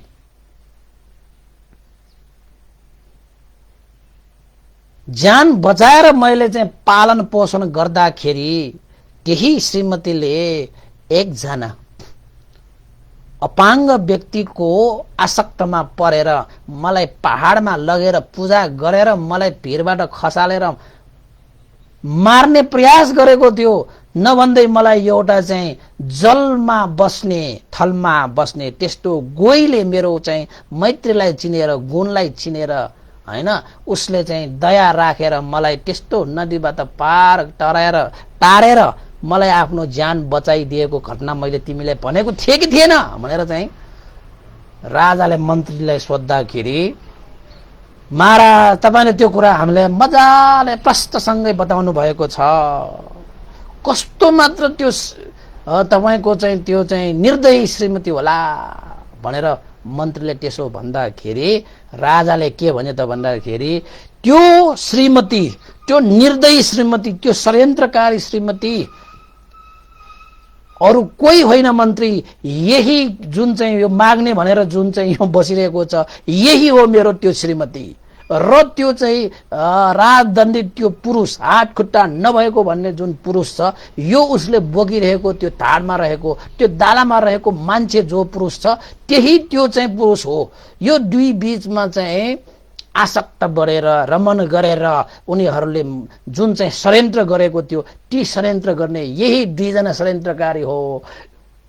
के तिमीहरूले त्यो चिन्न सकेन र? मैले त उसलाई चिनिसके। हे चरित्रहीन महिला, तिमीले मलाई चिन्न सकेन? हेर म को हुँ, म पद्मकुमार हुँ, आज म राजा भएर बसिरहेको छ। तिमीले मलाई अगाडिसम्म आउँदाखेरि पनि चिनेन भनेपछि त्यसले नचिन्नुमा अब मलाई कुनै दुःख रहेन। अब तिमीले दण्ड सजाय भोग्ने छौ भनेर चाहिँ आखिर कर्मले घुमाउँदै लगेर चाहिँ राजाको सामुन्ने पुग्नै पर्यो। र राजाले त्यसरी चाहिँ चिनिसकिसकेपछि मन्त्रीहरूले त ओहो यही हो र भन्दाखेरि, यही हो, राम्रोसँग हेर। यस्तो महारानीसम्म बन्ने चाहिँ सौभाग्य पाएको यस्तो व्यक्तिले आफ्नो श्रीमानलाई हत्या गर्न लगाएर यस्तो चाहिँ हात खुट्टा नभएको यस्तो व्यक्तिसँग पनि आसक्त भएर आफ्नो श्रीमानको हत्या गर्न खोज्ने यो पतिव्रता होइन, यो राजद्रोही हो, यो चाहिँ षड्यन्त्रकारी हो, यो अपराधी हो, यो दण्डको भागी हुनुपर्छ भनेर राजाले त्यहीबाट चाहिँ के आदेश दियो त भन्दाखेरि, यो जुन अपराधी छ जसलाई राजाले चाहिँ उसको अपराधमा हात खुट्टा काटेर खोलामा बगाएको थियो, यो त्यही दण्डको लायक छ यो मान्छे। यो मान्छेले गरेर मेरो श्रीमतीलाई चाहिँ चरित्र हत्या गराइदियो, मसँग चाहिँ दूर गरिदियो, मलाई चाहिँ हत्या गर्नको निमित्त षड्यन्त्र गराउने पनि यही व्यक्ति हो। यो हाम्रो जीवनमा नआएको भए त्यति हुँदै हुँदैन। यो खोलाबाट बगाउन नै योग्य व्यक्ति रहेछ। बिचरालाई मैले मैत्री करुणा राखेर मैले खोलामा बगाएर ल्याएको, यो मान्छेलाई मैले बचाएर झन्न उसको चाहिँ सेवा टहल गरेर चाहिँ घाउ खतिरा सबै निको पारेर मैले चाहिँ आफूले चाहिँ दुःख कष्ट गरेर यसलाई फलफुल ल्याएर खुवाएको थिएँ। यतिको पनि गुण नसम्झिने यो चाहिँ बैगुनी, यो स्वार्थी व्यक्ति रहेछ। र अर्को यो मेरो श्रीमती बनाउँदा यो चाहिँ जसलाई मैले आफ्नो चाहिँ पाखुरालाई काटेर रगतसम्म पिलाएर उसलाई चाहिँ आफ्नो तिर्खा मेटाएको थिएँ, आफ्नो ढाडमा बोकेर त्यस्तो कान्तारबाट मैले दुःख गरेर उसलाई ल्याएको थिएँ, त्यस्तो मैले पालन पोषण गर्दाखेरि पनि एउटा परपुरुषसँग चाहिँ यसले गमन गरेर मलाई हत्या गर्नको निमित्त यसले चाहिँ भाकलको बहाना बनाएर मलाई डाँडामा लगेर मलाई खचरेर मलाई चाहिँ पहाडबाट खसाल्ने यस्तो चाहिँ षड्यन्त्रकारी हो। यसको पनि अब चाहिँ दण्ड यसले भोग्नु पर्छ। यसलाई जीवित राख्नुको कुनै औचित्य हुँदैन भनेरसम्म भनेको थियो के। अब कुनै कुनै यो जातकमा टीकाचार्यहरूले व्याख्या गर्दाखेरि चाहिँ उनीहरूलाई दण्ड त दिए राजाले, त्यो मान्छेलाई जसरी उसले चाहिँ अब दण्डको दिएकोमा कुनै कुनैमा त्यस्तो लेखेको छ, जसरी खोलामा उसलाई बगाएर ल्याएको बेलामा चाहिँ लिएको थियो राजाले फेरि अब राजदण्डको रूपमा होइन, राजाले त त्यो अपराधीहरूलाई त दण्ड दिनुपर्छ। राजाले त्यो मान्छेलाई पुनः चाहिँ खोलामा बगाए भनेर पनि कतै चाहिँ टीकाचार्यहरूले लेखेको छ। यो खोलाबाट यसलाई चाहिँ बचाउन योग्य मान्छे नै थिएन। यो मैत्री करुणा राखेर मैले यसलाई बचाएको, तर यसले चाहिँ यस्तो अपराध भए, यसलाई बगाइदेऊ भनेर चाहिँ कतै चाहिँ उसलाई फेरि बगाए भनेर पनि लेखेको छ, कतै चाहिँ दुईजनालाई पनि यिनीहरूलाई चाहिँ बगाएर पठाएको भनेर पनि लेखेको छ। राजदण्ड अनुसार खुट्टा काटेर कसैमा चाहिँ तपाईँको चाहिँ त्यो श्रीमती चाहिँलाई चाहिँ त्यो डाला चाहिँ बोकेर चाहिँ उसले कति न आफ्नो चाहिँ पतिव्रता चाहिँ देखाएको जस्तो गरेर त्यही डालामा चाहिँ त्यो कहिले पनि निकाल्नै नसकिने गरी त्यो डालाले उसको जिउमा त्यो बाँडेर त्यो चाहिँ अब के भन्छ पद्मकुमारको त्यो श्रीमती चाहिँलाई देश निकाला गरेर पठाए भन्ने चाहिँ त्यसरी पनि लेखिएको छ। र कतै कतै के लेखेको छ, दण्ड चाहिँ दिएको, तर कतै कतै के अलिकति फरकता छ।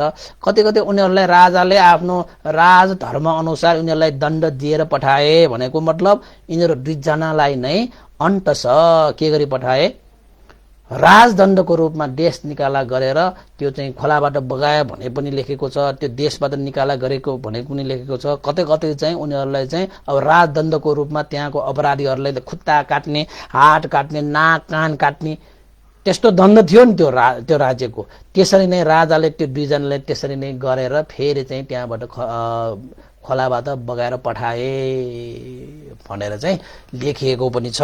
आखिरमा जस्तो सुकै भए पनि राजदण्डको भागी चाहिँ तिनीहरू भए, कर्मको फलको रूपमा आखिर कताबाट घुमाउँदै राजाको सामुन्ने उनीहरू पर्नै पर्यो र राजाले पनि उनीहरूलाई चिनेर दुईजनालाई पनि आखिर त राजदण्ड दिएर नै छाडे।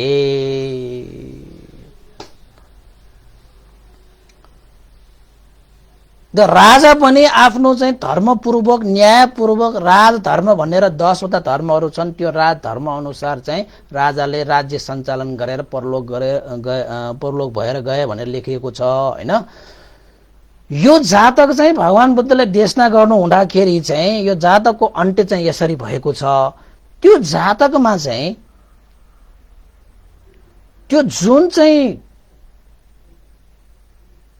राजदण्डी त्यो चाहिँ अपाङ्ग भएर बसेको त्यो पुरुष छ, जसले चाहिँ पद्मकुमारको श्रीमतीलाई पनि चाहिँ एक किसिमले चाहिँ भुलाएर फकाएर राख्यो नि, हो त्यो चाहिँ को रहेछ त भन्दाखेरि भगवान बुद्धको समयको देवदत्त भन्ने व्यक्ति पनि त्यही मान्छे रहेछ।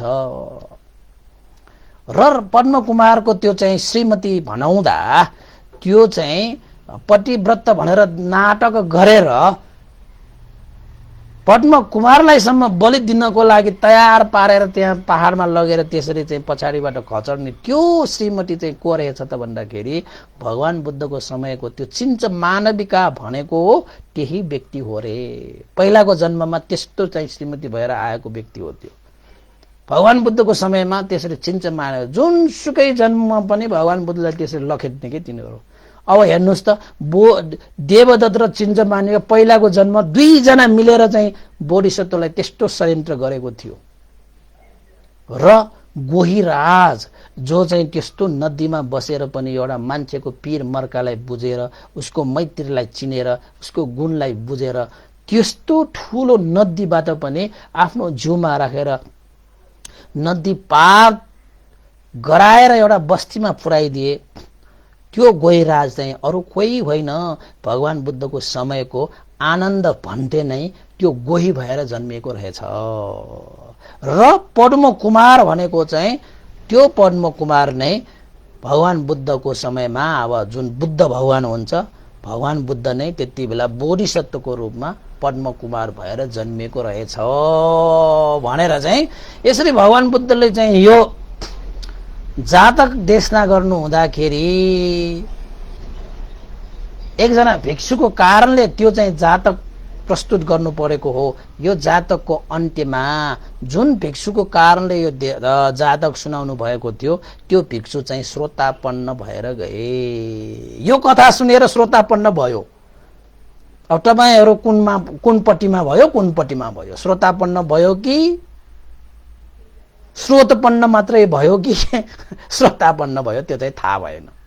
तर एकजना भिक्षु चाहिँ यो कथा सुनिसकेपछि जसको कारणले यो भगवान बुद्धले देशना गर्नुभयो यो जातक चुलो पद्म जातक, त्यो भिक्षु चाहिँ श्रोतापन्न भएर गए। यसरी चाहिँ जातकको भगवान बुद्धले समाधान गर्नु भएको छ। अब यो जातकबाट के ज्ञान लिने, कस्तो ज्ञान लिने, कर्मको फल भन्ने या नभन्ने हैन, कस्तो चाहिँ अब चरित्रको कुरा गर्ने या षड्यन्त्रको कुरा गर्ने, हरेक कुरा तपाईहरुले चाहिँ कसरी यो जातकबाट तपाईहरुले ज्ञान लिनुहुन्छ तपाईहरु लिनुस्। तर जातक चाहिँ अन्त छ। राजा भएर राजाले आफ्नो जीवनमा भएको त्यो घटनाको लागि दण्डित गरेको सम्मको घटनाहरू यहाँ प्रस्तुत गरिएको छ।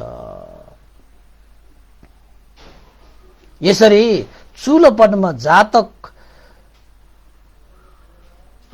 अर्थ कथामा आएको जुन यो कथा छ, यो कथा पनि तपाईहरुलाई चाहिँ मैले यो देवदत्त र चिन्च मानविका जसले चाहिँ भगवान बुद्ध नै भएको समयमा पनि त्यो देवदत्त र त्यो चिन्च मानविका त्यति बेला त्यो चाहिँ राजदण्डित त्यो पुरुष र पद्मकुमारको श्रीमती दुईजना मिलेर पहिला पनि भगवान बोधिसत्वको रूपमा पद्मकुमारको रूपमा जन्मिनु हुँदाखेरि पनि मार्ने प्रयास गरेको थियो।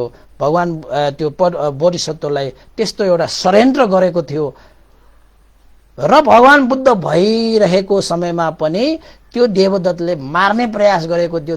चिन्च मानविकाले त्यस्तो एउटा चाहिँ उपहास गरेर चाहिँ एउटा भगवान बुद्धलाई चाहिँ नीचा देखाउने, भगवान बुद्धको इज्जत फाल्ने किसिमले चाहिँ षड्यन्त्र रत्न आएको थियो। ती मान्छेहरू भनेको जन्म जन्मदेखि नै त्यस्तो एउटा चाहिँ बदलाको भाव, ईर्ष्याको भाव, त्यस्तो एउटा कुदृष्टि राखेर एउटा चित्तमा चाहिँ मैल राखेर जन्मिँदै जन्मिँदै जन्मिँदै जन्मिँदै आइरहेको रहेछ। त्यसैले हामीले आफ्नो जीवनमा भनेको त्यस्तो एउटा चाहिँ बदला, ईर्ष्या, त्यस्तो चाहिँ के भन्ने अब कुदृष्टिहरू हामीले चाहिँ मनमा पालिरहनु हुँदैन। त्यसले गर्दाखेरि चाहिँ जन्म जन्मान्तरसम्म पनि हामीलाई चाहिँ त्यस्ता अकुशल गर्नमा जहिले पनि के गरिरहन्छ, प्रोत्साहित गरिरहेको हुन्छ। त्यसैले सकेसम्म हामीले चाहिँ सत्यपतन विपसना ध्यान भावना गरेर हामीसँग भएको त्यस्तो चाहिँ लोभ द्वेष मोह रूपी त्यो क्लेशहरूलाई हामीले प्रहार गरेर पठाइदिनु पर्छ। त्यो लोभ द्वेष मोह आदि इत्यादिले हामीले पालेर बस्यो भने यो जन्ममा तपाईँ मरेर गए पनि अर्को जन्ममासम्म पनि तपाईले अकुशल गरेर आफ्नो जीवनलाई के गरिरहेको हुन्छ, दुर्गतिगामी दुर्गति जाने बिउ तपाईले चाहिँ विचारोपण गरिरहेको हुन सक्छ है। त्यसैले आजको यस्तै चाहिँ चूल पद्म जातक विषयमा पनि मैले तपाईहरुलाई चाहिँ अब संक्षिप्त रूपमा भए पनि मैले तपाईहरुलाई सुनाए।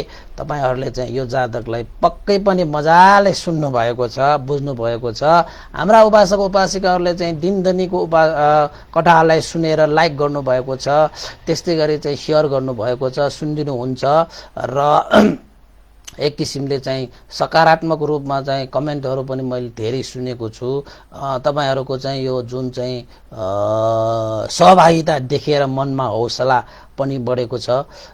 त्यस्तै गरेर मैले तपाईहरुलाई चाहिँ मिल्ने खालको यो सम्बन्धित खालको हिजोसम्म हामीले चाहिँ देवदत्तको कुकृत्य विषयमा हामीले बोल्दै आइरहेका छौं र देवदत्तले चाहिँ पहिलाको जन्ममा भगवानलाई यस्तो गरेको उस्तो गरेको हैन, मध्यमा यो एउटा चूल पद्म जातक पनि देवदत्तको कारणले गर्दाखेरि भगवान बुद्धको एउटा चाहिँ बोधिसत्वको रूपमा जन्मिँदाखेरि चाहिँ ज्यान लिनेसम्म षड्यन्त्र पनि त्यही देवदत्तको कारणले गर्दाखेरि उसको श्रीमतीलाई सम्म फकाएर आफ्नो बसमा पारेर षड्यन्त्र गराउने चाहिँ अरु कोही होइन कि त्यही देवदत्त नै हो भनेर तपाई हामीले चाहिँ यो पद्म जातक चूल पद्म जातकबाट हामीले बुझ्न सक्छौं। तपाईले महापद्म जातकमा पनि भगवान बुद्ध पद्म कुमार भएर जन्मिँदाखेरि भगवान बुद्धको त्यो पद्म कुमारको राजाले जुन चाहिँ श्रीमती हैन महारानी ल्याएको थियो सानी आमाको रूपमा, त्यो सानी आमा पनि चिन्छ मानविका हो नि त्यो, र आफ्नो चाहिँ छोरो समान हैन राजकुमारसँग रमन गर्नको निमित्त उसले चाहिँ अब एउटा चाहिँ कुदृष्टि हालेर पद्मकुमारसँग चाहिँ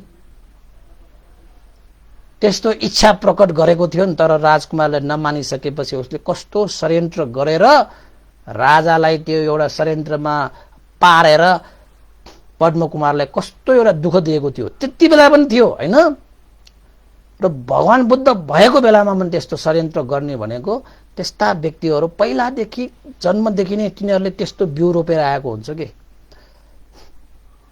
पहिलादेखि नै त्यस्तो बिउहरू रोपेर आएको हुन्छ कि। त्यसैले हामीले चाहिँ हैन असत्यवादीहरूको जित कहिले पनि हुँदैन, सत्यवादीको जहिले पनि जित हुन्छ भने जस्तै यो चूल पद्म जातकमा पनि असत्यवादी त्यो चाहिँ राजदण्डित पुरुष र चाहिँ पद्मकुमारको त्यस्तो श्रीमती पनि आखिरमा असत्यको मार्गमा हिँडेर उनीहरूले चाहिँ राजदण्ड भोगेर जीवन समाप्त पार्नै पर्यो। तर सत्य मार्गमा हिँडिरहेका त्यो हाम्रो चाहिँ पद्मकुमार चाहिँ त्यस्तो एउटा षड्यन्त्रमा फसेर पनि, त्यस्तो डाँडाबाट खसेर पनि आखिरमा मान्छेहरूले त्यस्तो षड्यन्त्र गरे तापनि एउटा चाहिँ जलमा बस्ने थलमा बस्ने त्यस्तो गोही राजले भए पनि उसको चाहिँ मैत्रीलाई चिनेर उसको जीवन बचाइदिए।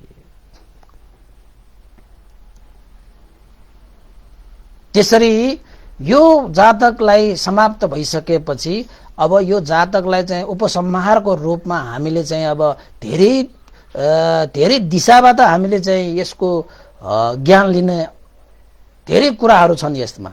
अब तपाईहरुले चाहिँ आज दिनभरि हैन यही जातकमा रहेर यस्तो पनि हुँदै रहेछ यस्तो पनि हुँदै रहेछ के कारणले गर्दाखेरि त्यो चाहिँ अपाङ्गसँग त्यस्तो श्रीमती चाहिँ त्यहाँ भुल्न गयो हैन, के कारणले गर्दाखेरि चाहिँ अब बोधिसत्वले त्यस्तो षड्यन्त्रमा पढेर पनि आखिर त उसको ज्यान बच्यो।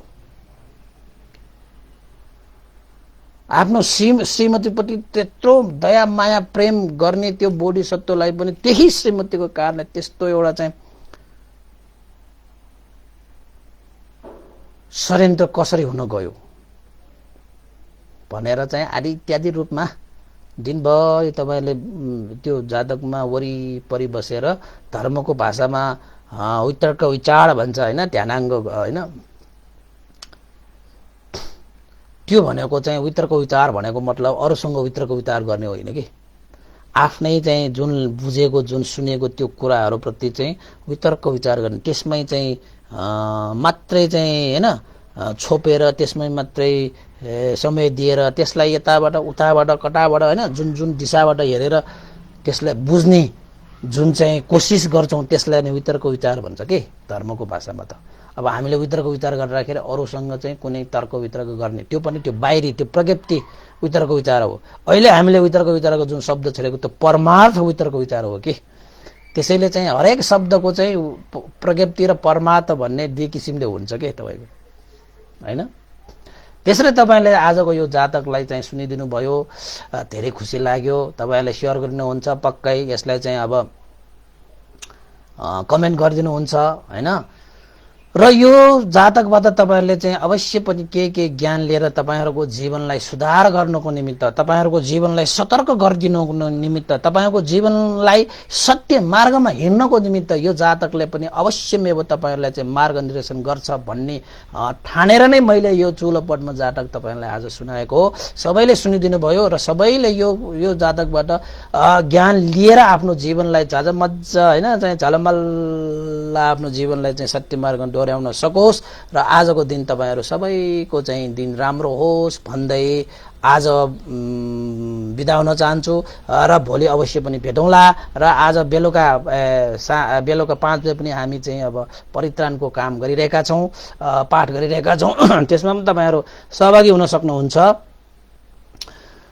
र यो जुन जति पनि हामीले पुण्य आर्जित गरिरहेका छौं, कथा सुनाएर सुनेर हैन परित्राण गरेर यो पुण्यको अनुभवले हाम्रा चाहिँ नेपालका 7औं संघनायक श्रद्धेय गुरुवर अग्ग महापण्डित श्रद्धेय भिक्षु ज्ञान पुण्य मास्तवीर भन्तेको अहिले चाहिँ तापाखेल स्थित सुमेर हस्पिटलमा चाहिँ मृगौलाको समस्याले गर्दा डायलिसिस भइरहेको छ।